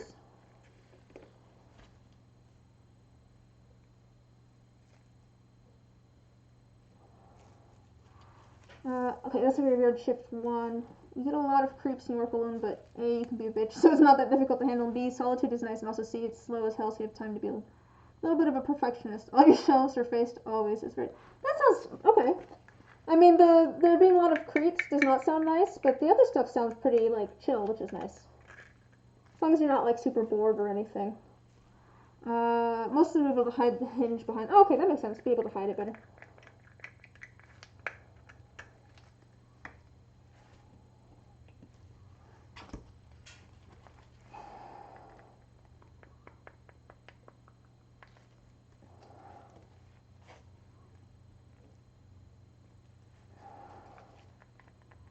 Just trying to use up all this resin.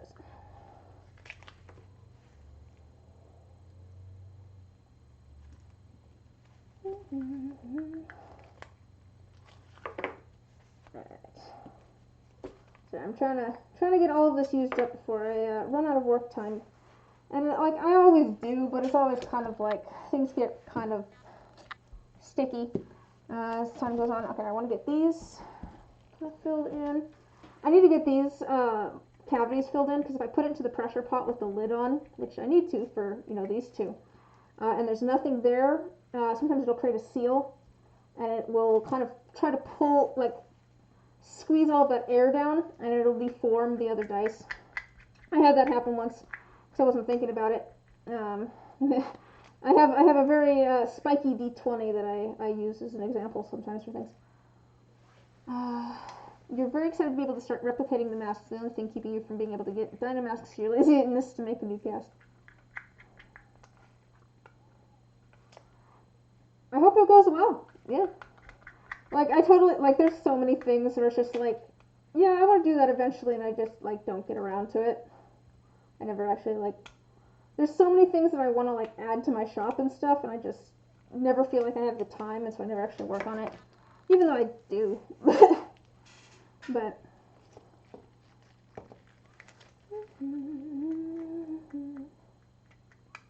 alright. Make some extra.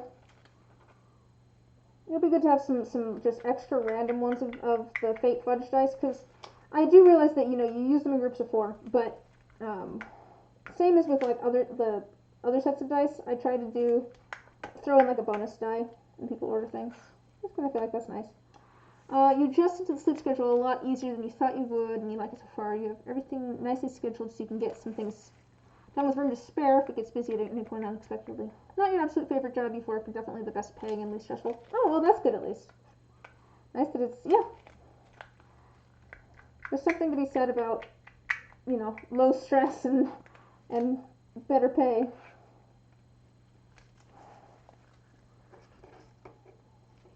I'm definitely less stressed doing this job than I was working in an office. But I wouldn't say that the pay is better, considering I'm not, salaried by the state. But, I'm much happier.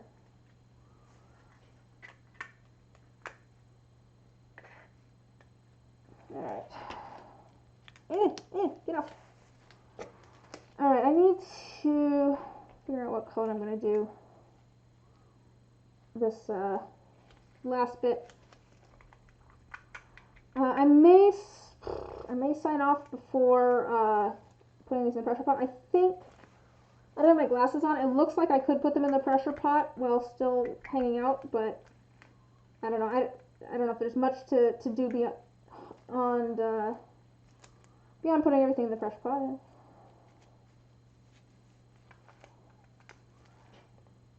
And if there's something that people want to see or anything like that, I'm always happy to show things off. I mean, I'm streaming. I'm a little bit of a show off. Let's be real here.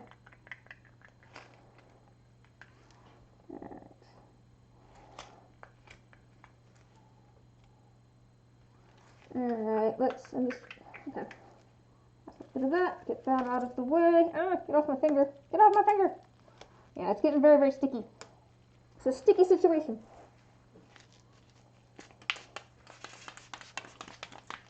It's just rubbing alcohol.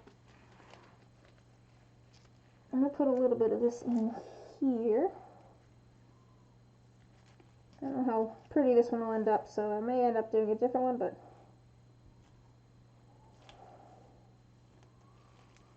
alright, what color should I put into here? Actually, you know what? I know what I'm going to do. I know what I'll do. Okay. Let me add a little bit of this to here. So you might sell the blanks of the mask since resin is way stronger than cheap toy plastic. The jaw movement won't hurt your actual jaw. I mean, that would be good too, yeah. What, baby? Can you guys hear my cat? Just trilling outside the door. Oh, it's, yeah, I know what you meant. Links.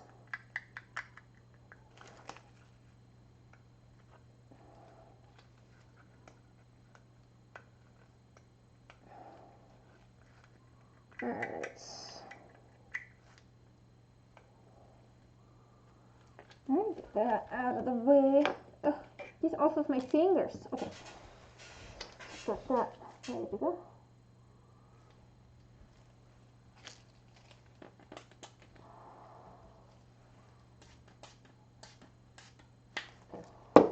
Alright, so I need to... I'm going to grab a D20 mold. First thing I want to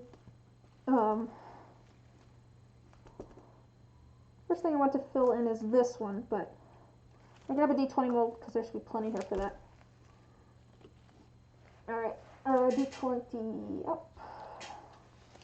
Alright, I'm just going to do, like I said, my fallbacks are just doing like dirty pours. So we're just going to do that. Let's do blue. And other blue.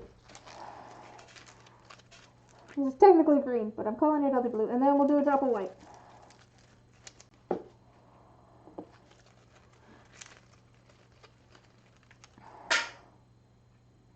Alright. So I'm going to start off by filling this one. Because that one needs to get filled up for sure. That kind of looks like toothpaste. I don't know if I like that. Oh well. Someone's going to get a toothpaste dye, I guess. I'm going to put a little bit on here. And then I'm going to fill up this D20 as well. There's still quite a bit of clear there. But I'm going to add, I think, a drop of purple as well with a drop of white. Because it's feeling very toothpastey at the moment. Oops, that was a lot of purple. Oh well. I'm getting lots of purple apparently. I need to order some more white. I have it in my Amazon shopping cart. Let's do that. Alright. I'm going to go ahead and pour this into here. I like kind of pouring it from up high and wiggling it around a little bit because it kind of makes some nice like squiggly shapes. Not that much. Oh gosh. Oh no. I want to actually get it in the mold. Oh no.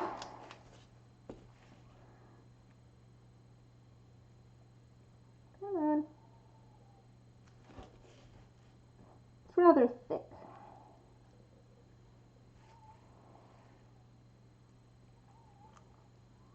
Alright.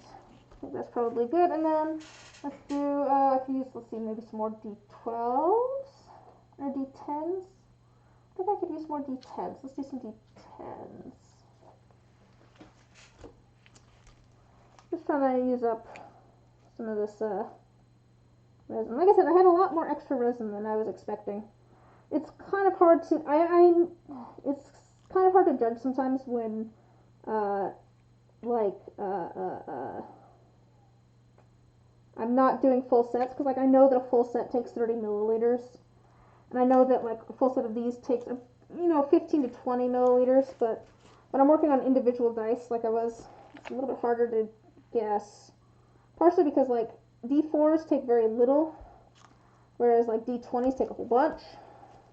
Probably have enough for another D10. Let's do the other kind of D10. That was... Okay, let's do one of these D10s. Alright, let's see. Kind of thinking about how you'll cast it, since the masks have teeth in them and you'd like to keep those. You might get a Dremel to shape the mouth and cheers, so it just works better as a whole and cast them separately. Oh, yeah, that makes sense. And you just reattach them. Well, then you could do different colors and stuff too.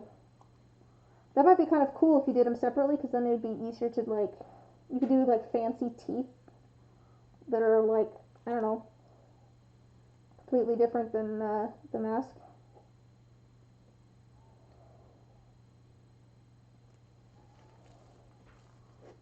Alright, just looking here. Just trying to get. No, I've got lots of extra resin. Did I count wrong somewhere? I might have counted wrong somewhere. And maybe I could have had enough to actually do a full set of fate dice. Oh well. But yes, okay. And we'll do a D6 maybe.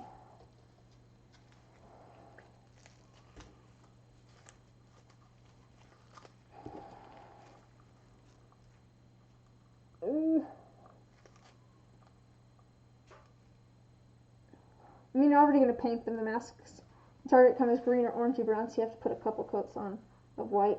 If you cast them in white, you'll only need one thing. Oh, yeah.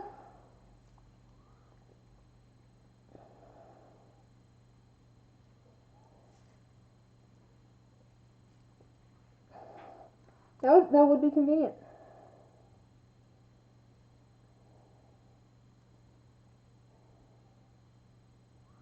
Feel free to post pictures in the Discord and stuff too if you start working on that. You know, I'd be interested to see how it goes.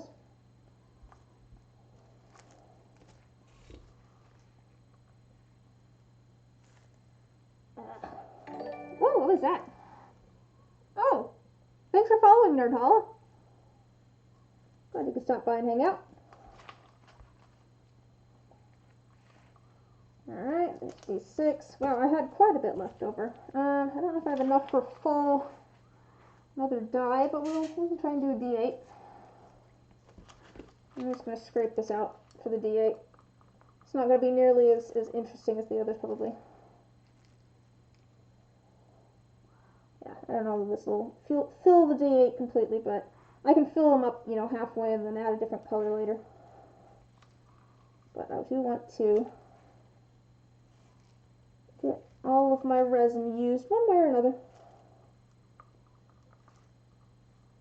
I'll use these for some mismatched sets or something. I wonder if this would work. I have a fellow resin artist we haven't ventured into dice. Oh, cool! What sort of stuff do you make? I'm always excited to talk to fellow resin workers, resin crafters, whatever you want to call people who work with resin. Do you do I can't tell. What's this mean? Prime gaming. Ah.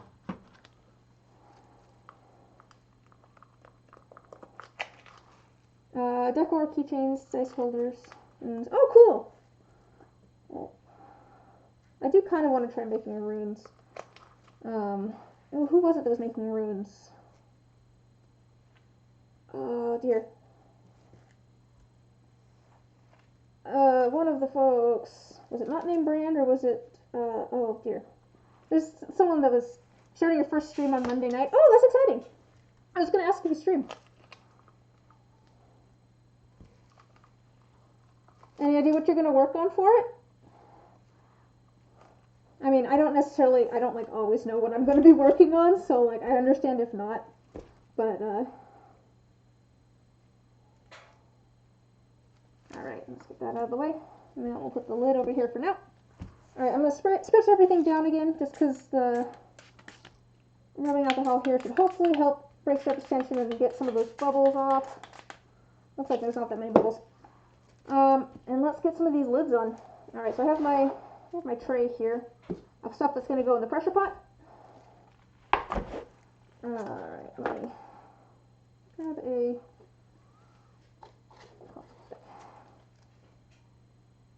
What percentage of alcohol? What is the percentage of alcohol in this? This is 99%. I've done like 91% I think before, and it works fine though. You know, I just want it to evaporate before I put the lids on and everything. If it doesn't completely, it's fine, but I'm just pushing this flower down a little bit. It should be held down by the lid, so let's put the lid on that one.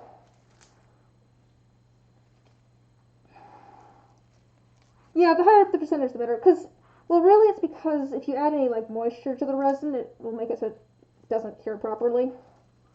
So it's better to, you know, avoid any sort of moisture that might happen. You could make some with horn. Oh, you can make some with horns or spikes, but it'll be hollow, so it won't be too heavy. You could change the teeth. Many ideas. Oh, that's there you go. That's exciting. Have some a corner of the market that no one else has. It's yeah.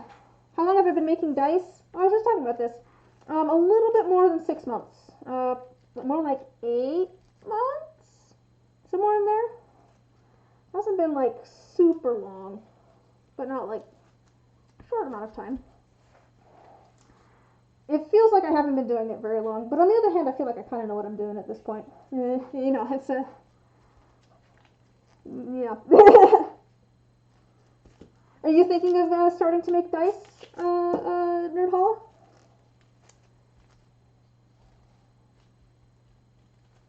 I make my own molds. Here, I showed this off earlier, but I'll show it off again.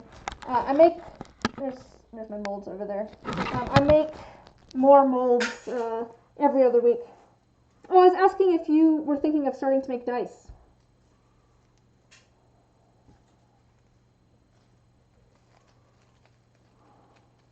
Yes, I do make my own molds.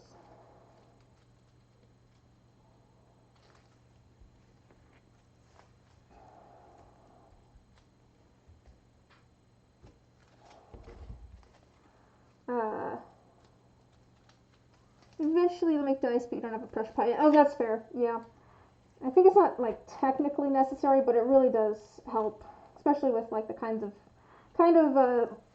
molds that I'm using and stuff where I have the two parts, and I don't really have a way for the air to escape. I need a way to, you know, push it all down instead. You think for the masks you'll have the same one or two masks you'll edit so you can have a bunch of different molds for different horn spike. See, that'd be cool if you have like molds for a bunch of like additional things that you could add. That'd be really fun customization. Really fun customization. You just started with resin in December. Oh, okay. It's fun. It's a fun thing to use. I started doing resin, like not a lot, but like messing around with it a little bit, probably a couple years ago. That's not the right lid. What's the correct lid for this? Here's the correct lid for this. And it's really fun to work. I like the versatility of it because you can kind of do, you can put almost anything in resin as long as it's not, doesn't have any moisture, which is just fun. Like there's so many different ways you can go, so many different things you could do. And it's just fun. Keeps me from getting bored, I guess. I am nearing the end of my work time here, though. I have one normal one and one with a thin layer of clay, so it's smoother. You could just use the same one. I don't know, it depends on how you want to set it up, Vertex. That's a big part of why you got into it. So many options. Yeah. I actually did soap first. I have the stuff on the wall behind me is all soap making supplies. And I liked that for kind of the same reason that, like, I could just add pretty much anything that I wanted to it. Oops. Like, there's endless possibilities. But resin is nice because it keeps better. And I can make one thing at a time. That's why I haven't really done much. So I kind of want to make another batch of soap at some point. The problem is that, like, the smallest amount that I can make at a time is 10 bars of soap, which doesn't work out great. And two, I don't really sell it all that well. Get out of there, cat hair. All that cat hair. This is the problem with pets and resin. Okay.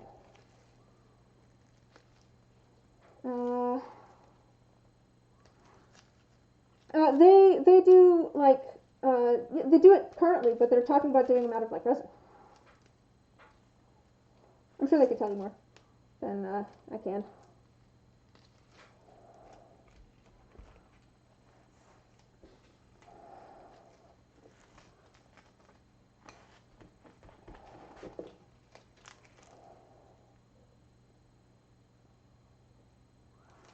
You have to figure out what kind of resin to use, because resin can be, you know, in large quantities, rather expensive.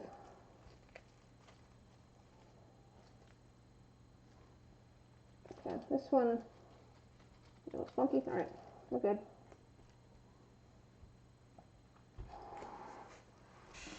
Casting resin with better things hinges so they're more durable and aren't as painful, etc. Yeah, okay.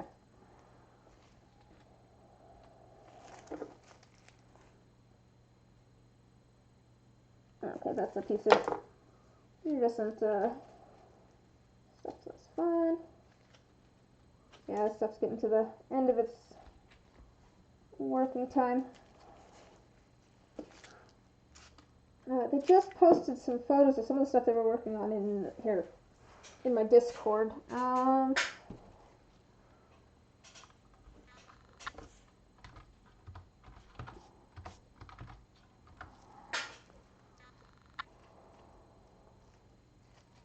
So if you want to see photos, there are some over there of what they're working on.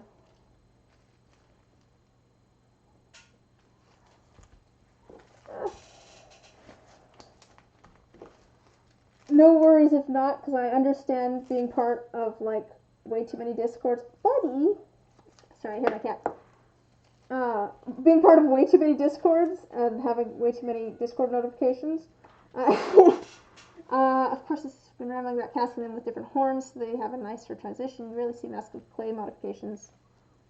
Yeah, that'd be really cool. Like I said, I feel like it'd be cool because you kind of have like a sort of niche then. So it's kind of exciting. I've kind of said a couple of times, I wish that I could do something more unique with what I'm doing. Which, I mean, obviously I have, you know, my own distinct style and everything. I've had this conversation with a couple other dice makers, because it's like, obviously we all have different styles. Like, you know, the things that we make are not what the other people, like, because there's three of us that we're chatting. Like, obviously what one of us makes is not necessarily something that the other two would make. We do have different styles and stuff, but I wish I was just kind of, I don't know, more creative sometime and had more of some sort of niche that I fell into. You know, that'd be kind of nice.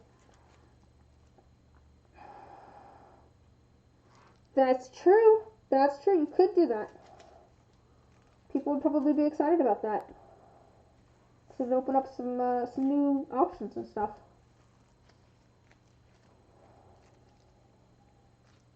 Alright. I'm just getting all these. I'm trying to get all these lids on there. I don't want to press down really because I don't want all of that resin to get squished out, but I do want all the lids to be sitting in the right spot. Stonks. Yeah.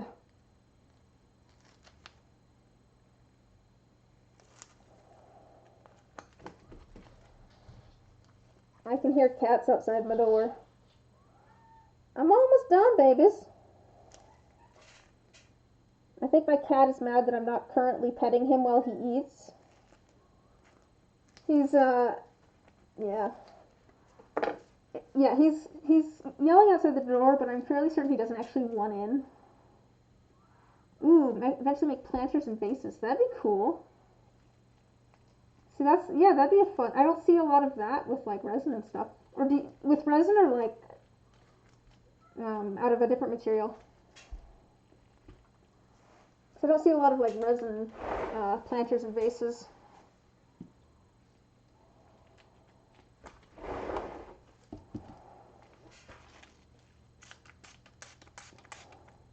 Yeah, these are getting very thick.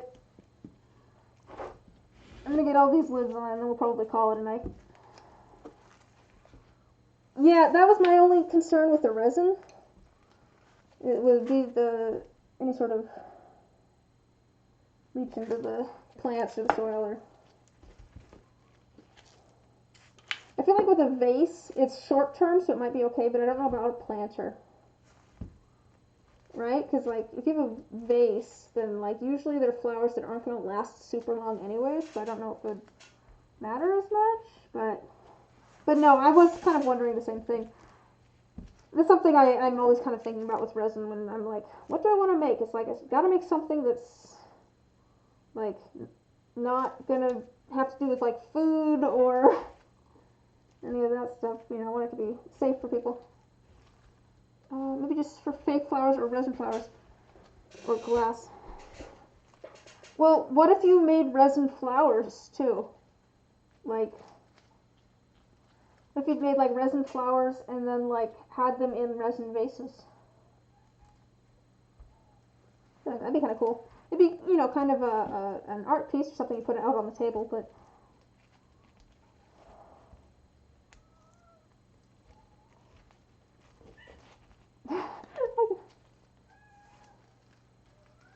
Yeah, feel free to steal that. It was mostly your idea, anyways. Can you guys hear my cat screaming outside the door? I can tell that it's Fitz. He's the one that's his meow. I mentioned this. I have four cats, but that's Fitz who's screaming at the moment. All of my cats are named after either book or podcast characters. And so I have Fitz, who's named after Fitzwilliam Darcy from Pride and Prejudice. And then we have Koshek, who I call Koshi, named after like an eldritch horror cat from Welcome to Night Vale. And then we have Luna from Harry Potter. Yes, okay. And then I have Not from Critical Role. N-O-T-T. Yes, I'm a little bit of a crazy cat lady, I must admit. To be fair, I did not intend on having Smudge and Snoot. To be fair, one of my parents' cat's name is Soot. It's been a long... to be fair, I haven't listened to Welcome to Night Vale in a long time. It's one of those things where it's like, oh, I should catch up with that. I'm pretty sure it's still going. And I haven't. You've seen it live 3 times? Oh, cool. I never actually did that. That's very cool. I bet that was fun.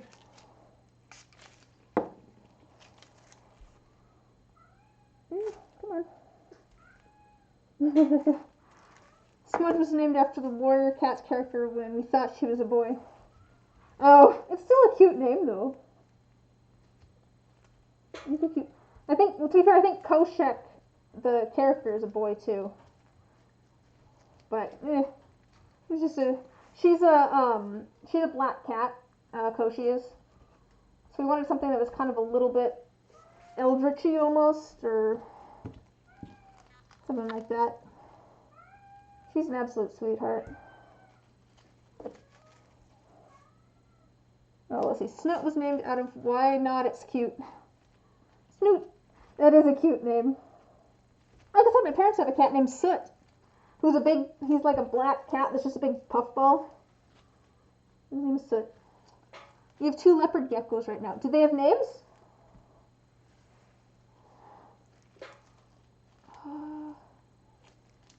Do your geckos have names?